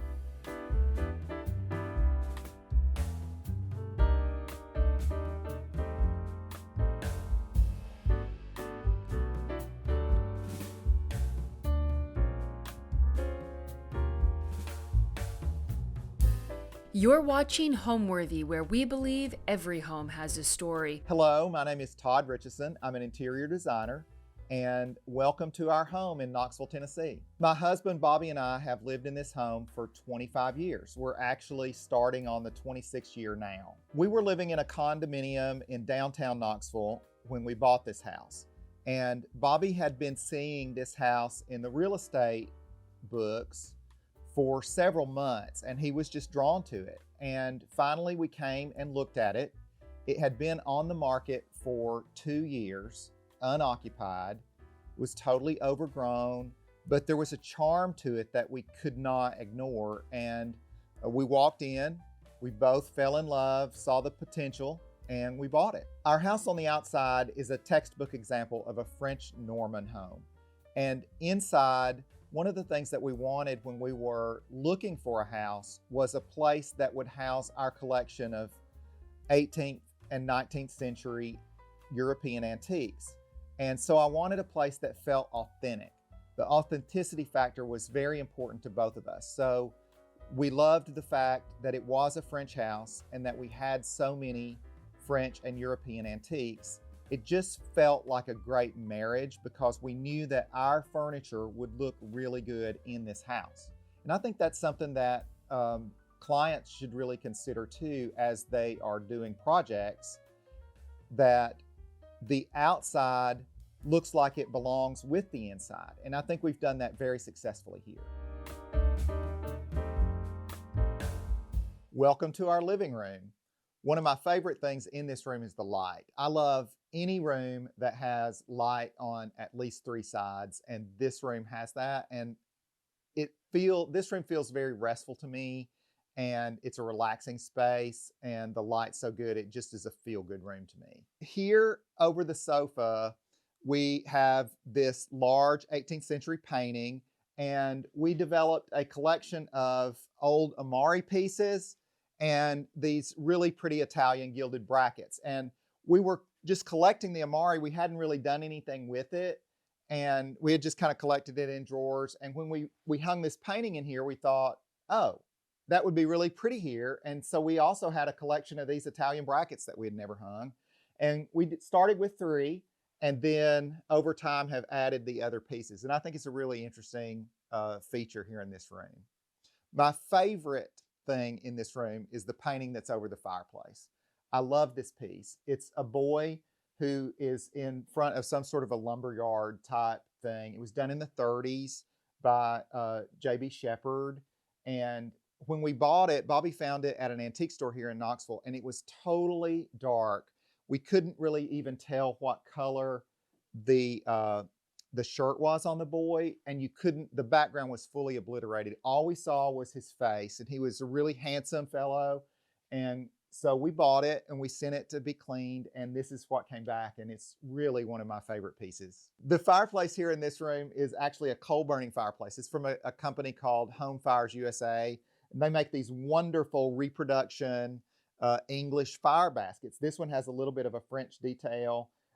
It's gas. Really puts off a nice amount of heat, but it has a charm. I always think about a fireplace and how it looks when the fire's off, because the truth of the matter is fireplaces are off more than they are on. So the fire baskets look really sharp when they're not burning, and I think they're superior to gas logs in that way. So we used them in every fireplace here in our house. I have a really interesting collection of boxes here in this room. Some of them are mother of pearl, some of them are tortoiseshell, but like this is a beautiful display box that's mother of pearl, and in it, it's got a tortoiseshell and 18 karat gold glasses case that's kind of really interesting and unusual. This is another one that I love. Really pretty English box that has the original decanters on the inside of it. And I love things that have a story like this. It even has the original silver funnel where it would have been filled.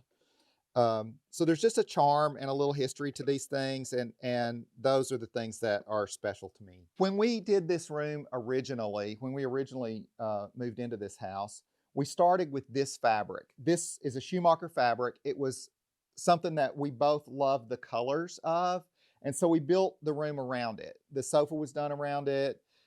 We did a red chair and another pair of red chairs, but this past year we did a little refresh in here, and this fabric was super expensive when we did it, and we could only afford to use it on this one chair. So this time around we used it to do a sofa. And so we sort of gave the room a refresh with this sort of teal color that we pulled out of the fabric that we used for draperies. And I love the way the room feels now in its new iteration. It feels fresh to me. And so this is one of the reasons why this is one of my favorite rooms here. And here's the sofa that we did in it. Sofa was originally covered in blue, so we sort of switched around, and we had check draperies before, and now we did these, the blue wool with the pattern sofa, and I love it. The windows in the house are all replaced from when we moved in, but they're similar to what was here before. In the dining room, we did enlarge the windows significantly, and we also did in the kitchen. But other than that, the windows are the size that they were when we moved in. The bunny here by the fireplace is Hunt Sloanham. Most people know him for his wonderful rabbit, kind of quick drawing paintings.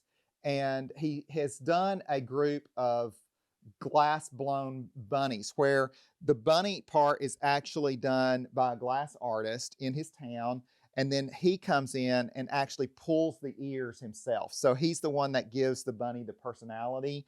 This one's really interesting, I think, in that it has this sort of blue metallic, and we loved it for this room. This is kind of interesting, I think, in this room. We have a lot of collections of just stuff that we found that's random that we think is interesting. And in order to keep a space from feeling cluttered, I always try to display that together in a collection. So we did a lot of that here in this sort of cabinet of curiosities. And I think it's kind of interesting, and it keeps our kind of clutter neatly displayed and clean. The room is grounded with this big sisal rug. I added the velvet border to the side because I love to add detail like that to anything that we make. I think the big rug in this space unifies the space. And that's one of the things that I always try to do in my design work is the bigger the rug, the bigger the room is going to feel. And that's true 100% of the time in 100% of rooms. So making the rug room size is great because it does tie together basically 3 separate areas that are within this room. So it's a unifying factor, easy to do, but it has a great impact. I love the quietness of these chairs. These were just added this past year in the Holland and Sherry Tattersall fabric. I love the neutral color, and it's really easy to accessorize those with different color pillows or throws, and they're also very comfortable. So I always want to have a room that not only looks comfortable, but actually is. I love this chest. It's a Dutch marquetry chest. It's 18th century. And it's just a really interesting piece. I've never seen another one that was exactly like it, but the marquetry work is beautiful. And again, these lamps are something that we bought when we moved in about 25 years ago. Just really pretty Amari vases that have been converted to lamps. So they've been sitting here for a long time. This is a really special piece to me. It's a micro mosaic piece of the Pantheon in Rome. It's probably done in the 19th century as a Grand Tour souvenir. One of the pieces in the living room that a lot of people comment about is this really pretty French style chest. It's not old, it's from a company called Cargus, but we love the colors of it. And it's just a really pretty color, and they've done a beautiful job of the finish so it feels authentic, and I think it works really well with our collection of antique pieces and antique art. My personal style is pretty traditional. I'm drawn to classic pieces.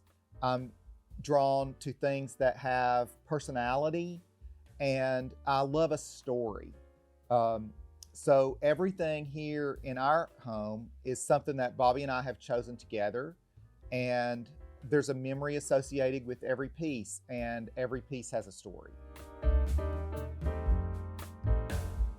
Welcome to our dining room.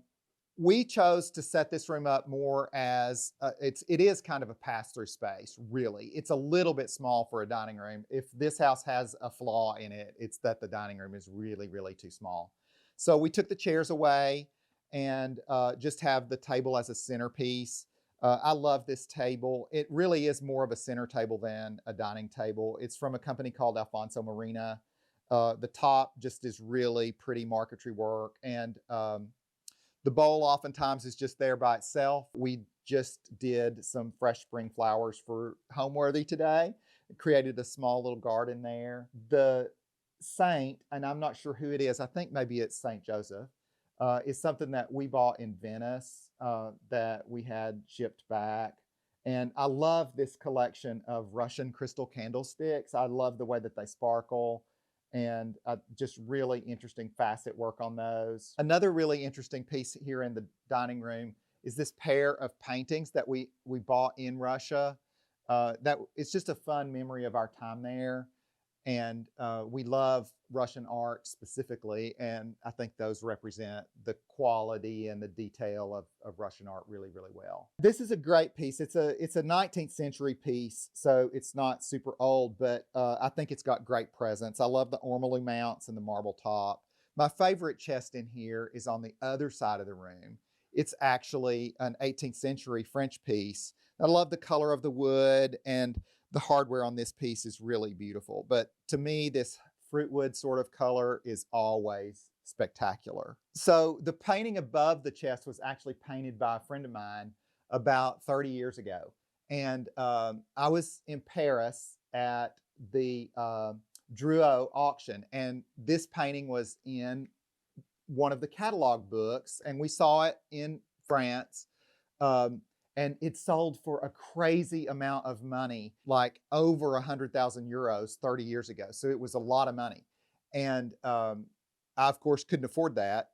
But my friend saw it in the auction book when we got back, and he said, I can paint that for you. And he did. And so it used to hang in my condo over a sofa. And then in our condo downtown, when Bobby and I first got together, it hung above our bed.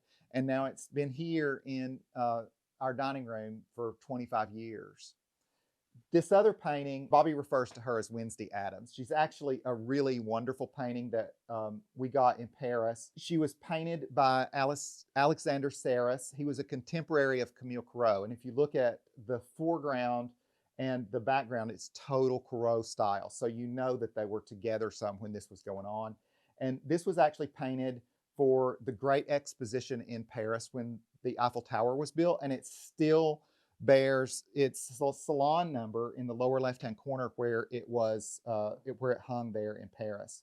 And it's in its original frame, which I think is really rare, but it's perfect period piece. The ceiling is actually a wallpaper from Scalamandre from a collection that they did with historic Newport. And so it's actually a copy of a ceiling that's in Newport. That's probably 3D. I haven't seen which house this came out of, but we loved the colors, and these were the colors that we wanted to use in this house. So it added a great detail in this space. The other thing that's really nice about this is at night when the lights are on and you're outside on the lower level by the pool, you look into this dining room window and you cannot miss the ceiling. So it gets great views from here in the house, but probably even better when you're outside. The chandelier in this room is from Neiman Weeks. It's their Italian chandelier, and I love the crusty finish on it. So it's not really old, but it has definitely an old world charm to it because of the finish and the way that they've done it.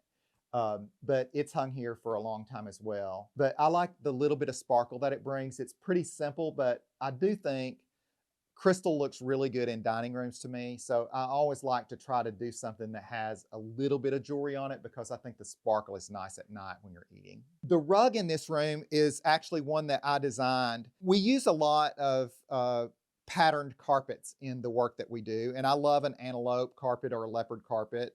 But I wanted something that was a little more interesting than that here in this room. So Stark and I worked together to create this radial pattern with the antelope. The stripes just line up perfectly. They did a beautiful job assembling it, and I'm really happy with it. It's been a nice addition to this room. We had an Ushak carpet in here originally, which we still have. It's in a guest room upstairs, but the antelope carpet, I think, gave a fresh energy to the space. The tile in the foyer and dining room is something that was original to the house. It's actually the only thing really left in the house that was here when we bought it, and we can't get it out because it's set in 2 inches of concrete. It's slate, but I actually like the look of it. I didn't like it originally, and I struggled with it for a long time, but it's become something that feels very grounded. It sort of disappears a little bit, and I like that the color is just kind of very neutral and dark, and it just sort of recedes. So it does give an authentic feel to the house because of the age of it, but it's something that I didn't really like originally, but it's something that I've grown to love. The draperies in here, I love the pattern, but the special thing is the drapery rings. We were at an estate sale one day and came across, it was really a very interesting estate sale. We have several things that the lady had collected through her life. She was an interior designer, and she had worked in New York, and she had really sophisticated things, but she had a box of these drapery rings. We had no idea where we were going to put them. But it worked out when we did our dining room window treatment that we had exactly the right number of those to do for this, and that's where they ended up, and I love them. Entertaining was a big factor in why we chose this home. We had hosted a large holiday party in our condominium downtown. We would have about 120 people there, and it was literally jammed in, packed. You couldn't get through the hallway or into any of the rooms, but it was a fun time and people really loved it. So we wanted a place where we could entertain that many people better, keep them more comfortable, having more space around. So this house worked great for that. Welcome to our sunroom, and here we're meeting up with Bobby. Hi, Homeworthy. Welcome to our house. This is our sunroom, and this room did not even exist until 2017. So we added on this room, and as you can see, it's very colorful. I like green. Todd likes blue. So we decided to use more green in this room. Also, the colors are inspired by the Greenbrier Hotel, one of our favorite places to go. And you can see the colors on the wall is a pretty azalea color. Is that correct? Cameo azalea. Cameo azalea, and that was used in the Greenbrier. And then the wallpaper kind of feels like a tent. So this room is elevated, and it kind of feels like a tree house. So the tent and the windows, when you look outside, it feels like you're sitting in a tree house outside. So I think that's what makes this room charming. One of the things that we loved is a detail from an old hotel called the Martha Washington in Abingdon, Virginia, that we like to go to. And the windows there go all the way to the floor. So that was a detail that we wanted to use in this room, where it felt like you could just walk right outside. And when we were doing it, we really were unaware of the fact about how elevated the room was above the landscape outside, but it does give it a treehouse type effect. The wall color in here was really a bright, bold choice with the green and white stripe, right? It's not for everybody for sure. But we had seen a picture of a room in a hotel, I believe, that Ken Falk had done years ago. And he had used a really pretty leopard fabric and trimmed it in a contrasting color. And I thought, well, this would be a perfect place for that. And I think that the leopard at the window sort of, the natural colors sort of dial it down a little bit and make it feel more cozy and a little less formal. So I really love that. And I love that we incorporated the green banding to kind of tie it all together. And another thing that softens this room is the floor. You may think that it's a marble floor, but it's actually a wood floor that has been painted and faux finished marbleized. Even the baseboards are wood baseboards, but they've been faux finished by a friend of ours in Nashville who's an artist. And Todd and I had to actually help him do the floor because it was sort of like Murphy Brown, the painter that would never leave. So we kind of felt like if we did not help paint these squares, then he would be here forever. But it really softens the room. A lot of people don't even know that it is a wood floor that's been painted. And we did the wood floor because we wanted a piano in here, and the sound of a piano is much better off of the wood than it is off of the stone. It's a softer sound and a richer sound. So that made a big difference in choosing this surface. But I like the playfulness of it also over, a more formal marble floor. It just feels softer to me in general.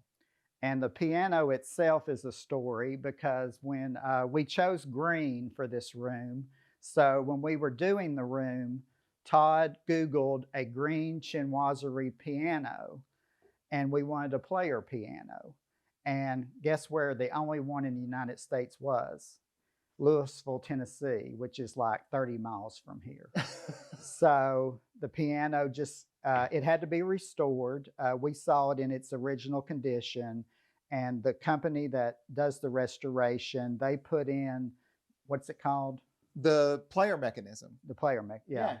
And we got to see it during the restoration process a couple of times too. So it was really an interesting process to watch.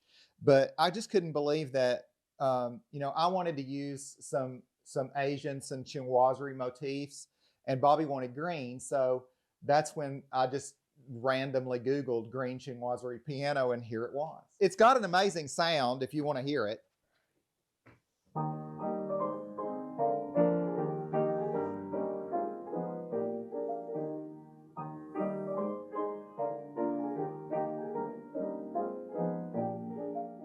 So, a lot of people don't like to put the player mechanism in it because you have to cut a portion of the piano away. But to me, it just makes it so much easier to use, and we couldn't enjoy it without that. But this particular piano is a Pleyel. It was built in Paris in 1880. And Pleyel used one forest in Italy to harvest the wood for their soundboards. So it's a very specific type of an evergreen tree that they used for the soundboards. And they had a really unique design. This piano has 5 legs. And as a result, the case, the way that they can string the piano is extra long. So the strings in this are about the length of a concert grand piano. So you get a really deep, rich sound out of it that you can't get out of a different piano that would be of this size. The pair of chairs is a pair of chairs that we actually bought at the Antique and Garden Show in Nashville, I guess 7 years ago. Right. And Bobby he found this toile from Schumacher, fell in love with it. And so the room was really built around this fabric. And so we just did them in this. And our friend Daryl that did the floor painted the chairs in the gold and green to kind of match. Bobby, you should tell about the bar because I think that's a really interesting piece too. Yes. Okay, this is a chinoiserie bar, similar to the piano. It's green, but we found this in Abingdon. Abingdon, yes. But what's cool about it is when you open it up, it's kind of like a disco show. It's got the glass, both sides. So we don't use it a lot, but oops. Anyway, it's a glamorous piece. Very glamorous, yes. This is a little table. This is where we eat dinner every night and watch TV when we're watching the news. So this is just our little dining table here. Yeah, so it's a little Italian table. Yeah. And a glass artist from Alabama made these beautiful bowls. They're available in a gallery here in town. I really like the paintings that are in here, the Trumeau mirrors that are on the front of the house that has the oval window, because they represent art, and art is something that's really important to both of us. We had seen these probably, I don't know, 10 years ago, maybe, at a show, and we didn't have a place to put them. And when we were doing the sunroom, we found out that they were still available. The dealer still had them because we saw on Instagram, they showed up in one of his photos. So they came from an antique shop near the Greenbrier, and we just drove up there to get them one day, and they're perfect here. And then we found this other piece of art that is also children representing art that hangs above the bar, and he's a little portrait artist painting the little girl. One of the things that we did in here that I think is really unique, it's one of my favorite features in this room, is how we trimmed the doors and windows. We wanted to use, of course, the chinoiserie motif, so I designed these pediments to go over the doors that sort of flare out and have a pagoda type top, did a Chinese Chippendale design on them. But the best thing is the bamboo trim. So this is just a piece of 1x4 flat stock. And then this is picture frame molding. That's bamboo that we got for like $2 a foot. Some of it's gold underneath, some of it's silver. We bought as much as the place had. And we ripped the rabbit off the back and then just applied this on either side. And when it all painted out, it looks like a bamboo trim. And we trimmed the bookcase in it as well. So I love the incorporation of those Asian details in this room. The rug here in front of the window is Deanne von Furstenberg for the rug company. It's the silk leopard. And then my favorite rug in here, and I think Bobby's favorite rug in here, is the Nichols Chinese rug that's here in this room. That color green is incredible. It's very hard to find. And this is like, I swear there is a patron saint of interior designers that shows up just at the right moment, because right when we were doing this just sort of walked into our life one day, and we knew immediately that was it, that was what we were going to do this room around.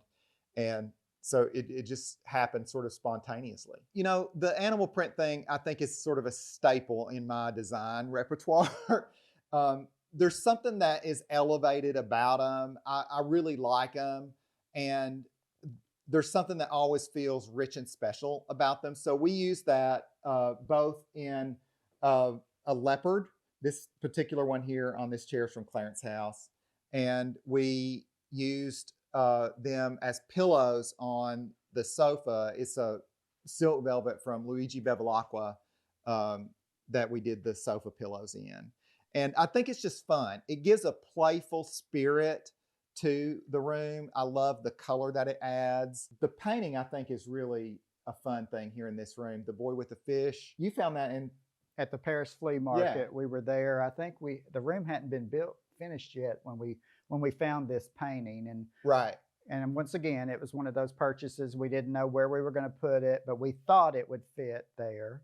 So we went ahead and bought it because we knew we'd find a place for it. And yeah, anyway, we were working worked perfectly on this room when we were in Paris, because if you remember, yes, this is really interesting. So we were in the design process of the room, and I wanted this giant oval window. We had seen this detail in a black and white movie, and I can't remember the name of the movie at this point, but the window was actually even deeper than what we've got it, and there was a lady sitting in that kind of angle that we have. But the architect had just sent us the facade of the sunroom, and the oval window was tiny, and he said, Todd, there's no historic precedent for one as large as what you want to put here. Well, when he sent that picture, Bobby and I were at the Petit Trianon, and he was standing in front of an oval window that was this size. So I took a picture and sent it back to him, and I said, okay, so there's probably no better historical precedent than the Petit Trianon for a French house. So here we are with a window that's exactly the size of the one that's at the Petit Trianon. Thank you for visiting our sunroom, and next we're going to go on to our foyer. When we bought this house, when we first walked in, before we bought it, if you look at all this paneling, none of that was here. It was flat, dark paneling from the 60s. So it was 4x8 sheets of plywood. Yes, is what it was. Basically. And so we recreated all of these panels, which took a long time. The metal railing was just stock railing that had that was about that wide between each picket. And the other thing that we did that I think is really clever here, the stairs for a house this size are not super wide. Right. But and when the pickets were set on the treads, it really closed the stairwell down. So when we did the new stair rail, we designed it so that the pickets attach to the skirt board, and it adds actually about 6 inches to the width of the stairs, so they feel much more gracious. And it also impacted the way that the hallway upstairs feels. The same way, it adds about 6 inches of width to the hallway. And the stair was just covered in carpet, pink carpet. So we had to put all new wood down, and we just continued the heart of pine wood that we used in the living room on the stairwell. Yeah. And this painting is one of our favorite paintings. We had this when we were at the condo downtown. And when we had the condo downtown, we were looking for a large painting because our ceilings were like 18 foot high. So we wanted something large on an old brick loft condo. So we were at the antique market in Atlanta, and when we shop there, we usually split up because I go slow and I go pretty fast. So anyway, and you don't want to lose out on something, because as soon as they open, the best stuff sell to other dealers within the first 30 minutes. So splitting up is usually the best way to go. So I knew we wanted a large painting, and then I just happened on this. And so I called him and said, get over here to this booth. And this was the painting we chose. And what it depicts Jesus reading to the elders. There's Mary and Joseph, and it's probably Dutch. Yes, Dutch. We think it came from a church in Florida, because the dealer was a Florida dealer, and he often had a lot of religious pieces that came out of churches in Florida. And it wasn't in this condition. It just had like a horrible frame around it. We reframed it. Yeah. And it looks like it's probably been cut at some times, but because it is huge. And it was kind of like this house, a lot of houses wouldn't accommodate it, but this one did. And at the condo, we were on the 4th floor. To get it up, it would not fit in an elevator. So it had to be handed from floor to floor between the stairwells. Movers was just getting it up, and then to get it back here, had to do the same thing. Took a little bit of engineering. But that's one of our favorite pieces. So. Yeah. And this chest here is actually one of my favorite pieces too.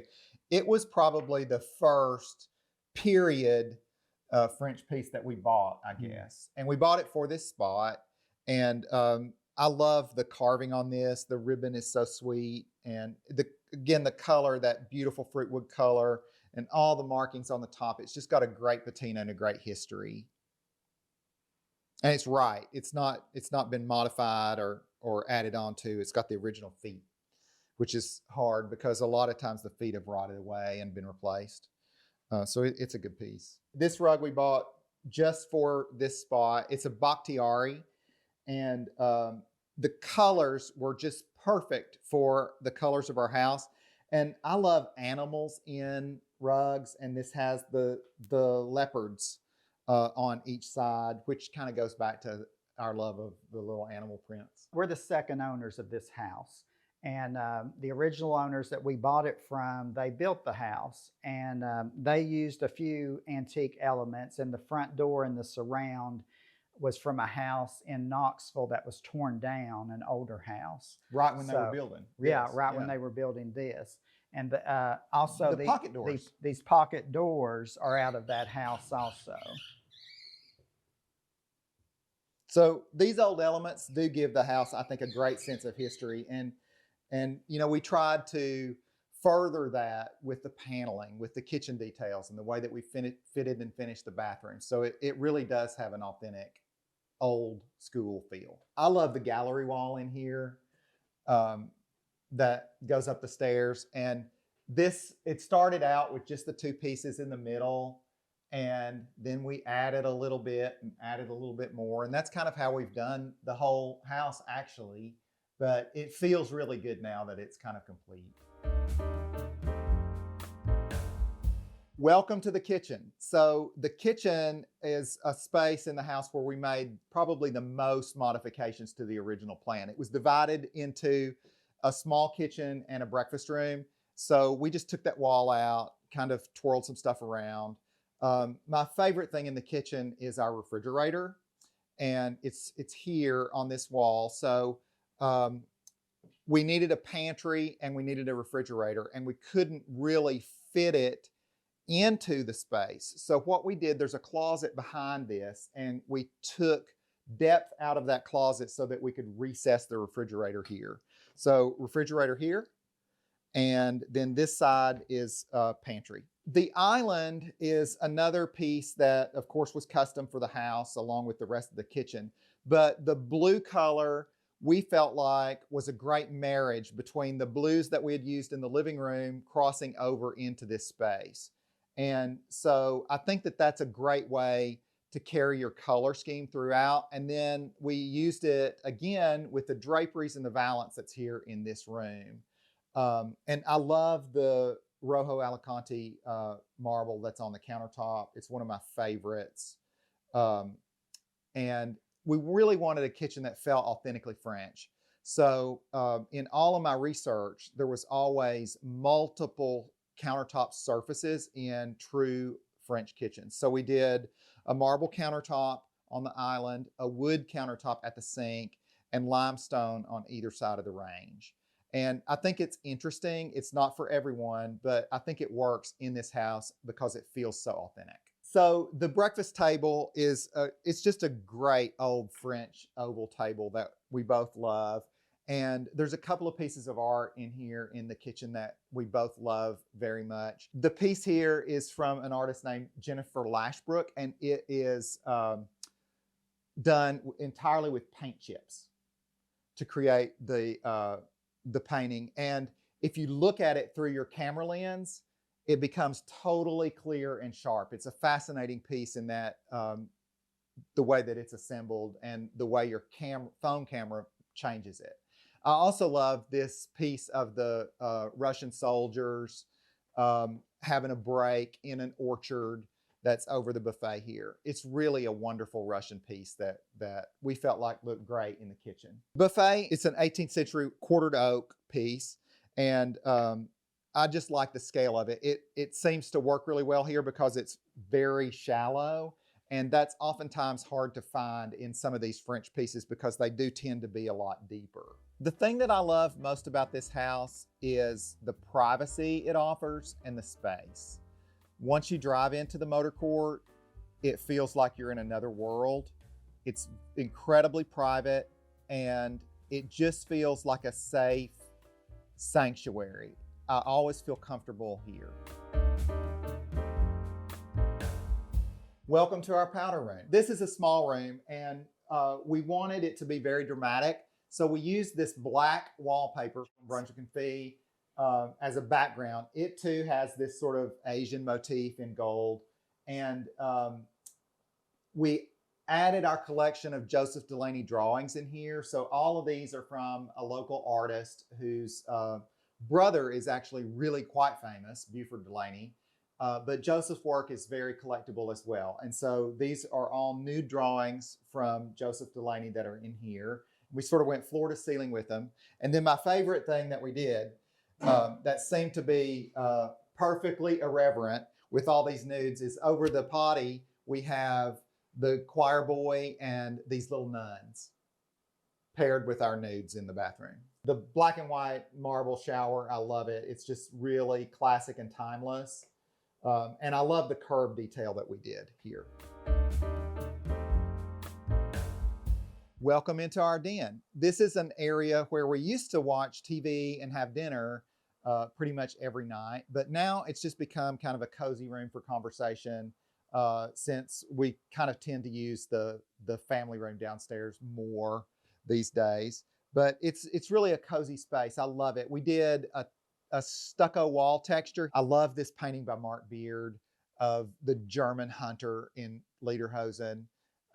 He's really a striking piece, and he looks, I think, great in here. He used to hang in our foyer, but it's one of those things that we bought another Mark Beard that's now in the foyer, and we moved him to in here. An interesting feature in this room is the fireplace. This is an antique marble fireplace. It's a period Louis XVI style fireplace that we bought in Paris.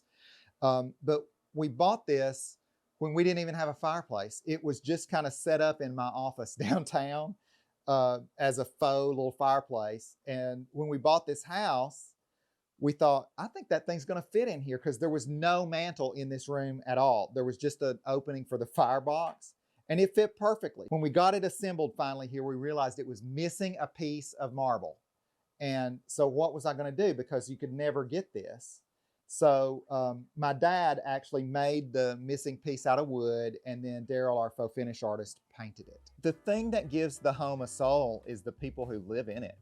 And if you can't express your personality with your interior, then I think that that's where homes start to feel vapid and don't have a warm, comfortable feeling. I think this house, although it may not be somebody's personal style, I understand that. And I don't care if it appeals to anyone other than Bobby and I. That doesn't matter. And I think that that's the way that interior design should be for everyone, is that your home should reflect who you are, who you want to be, who you like, and you should be surrounded with the things that you love that make you feel good. Welcome to our family room. This is a space that functions in multiple ways for us, because it's cozy where Bobby's got his sofa, I've got mine, the TV's down here, the fireplace is down here, Jackson's chilling out by the fire right now.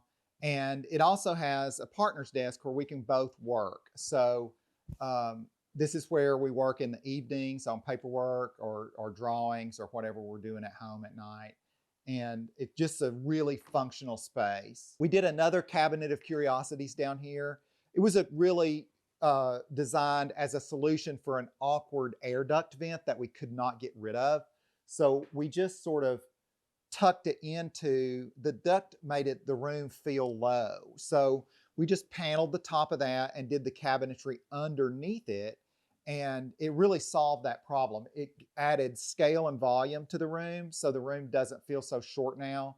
And it gave us a place to put a lot of our collection of stuff. The floor in here is, it's a porcelain tile, but we did it when we moved in so that it felt like an old saltillo tile floor, like you would have in an old French house.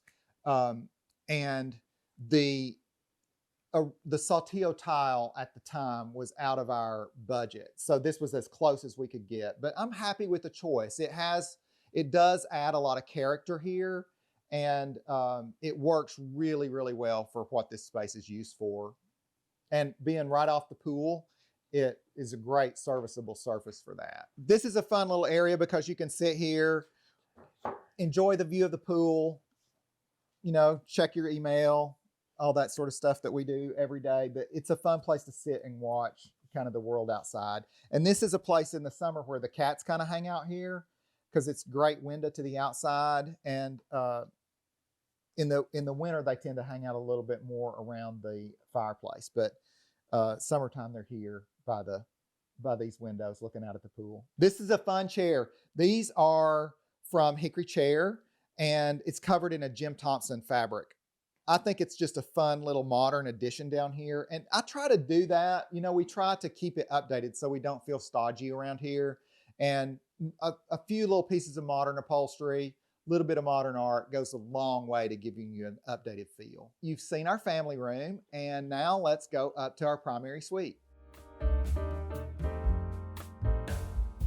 Welcome to our bedroom. This room feels very cozy to me. It is a really gracious size room, but a dark room, you lose the sense of corner, so it does add to the spacious feeling of it. It's kind of a special space that I feel like is very soothing and restful. The leopard carpet is both, I think, stylish, but it's incredibly practical. You know, we have 3 cats, and cats throw up, and leopard is a great camouflage for that.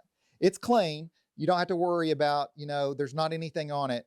But sometimes a stain doesn't want to come fully out. And if you're in between cleanings, it's nice to have something that camouflages it. So this is both practical, I think, and stylish. I basically like to do a white bed because I think that that is really easy and it looks always fresh and simple. So we made a blanket out of a toile that looks really pretty with our color palette and lined it in a silk and just keep the sheets all white. And this is a fun pillow. Bobby found this at an antique shop. It's actually an old rug, and it had all these sweet little cats on it. And at the time, this was the number of cats that we had had in our life. So, you know, each of them has a name. And so it's just got a little sentimental value to us. This is our primary bathroom. And we wanted a room that felt like the Ralph Lauren showroom in Chicago. So we clad everything in mahogany. We did the simple black and white marble floor. And I think it works great. I love our shower. We use marble slab on the wall, so there's no grout. Even the bench is, you know, just one slab of marble. Heated the floor, even the bench is heated in the shower. So it just feels like a really nice, luxurious space. Home to me means that my family is around. So we live both here in this house and in a condo that is above the Tennessee Theater in downtown Knoxville. And so home, both of these places feel like home to me because that's where Bobby is, that's where the cats are. And so it feels like home because everyone is together in that space. Bye, Homeworthy. It's been great fun showing you around our home here in Knoxville, Tennessee, but it's time for you to go.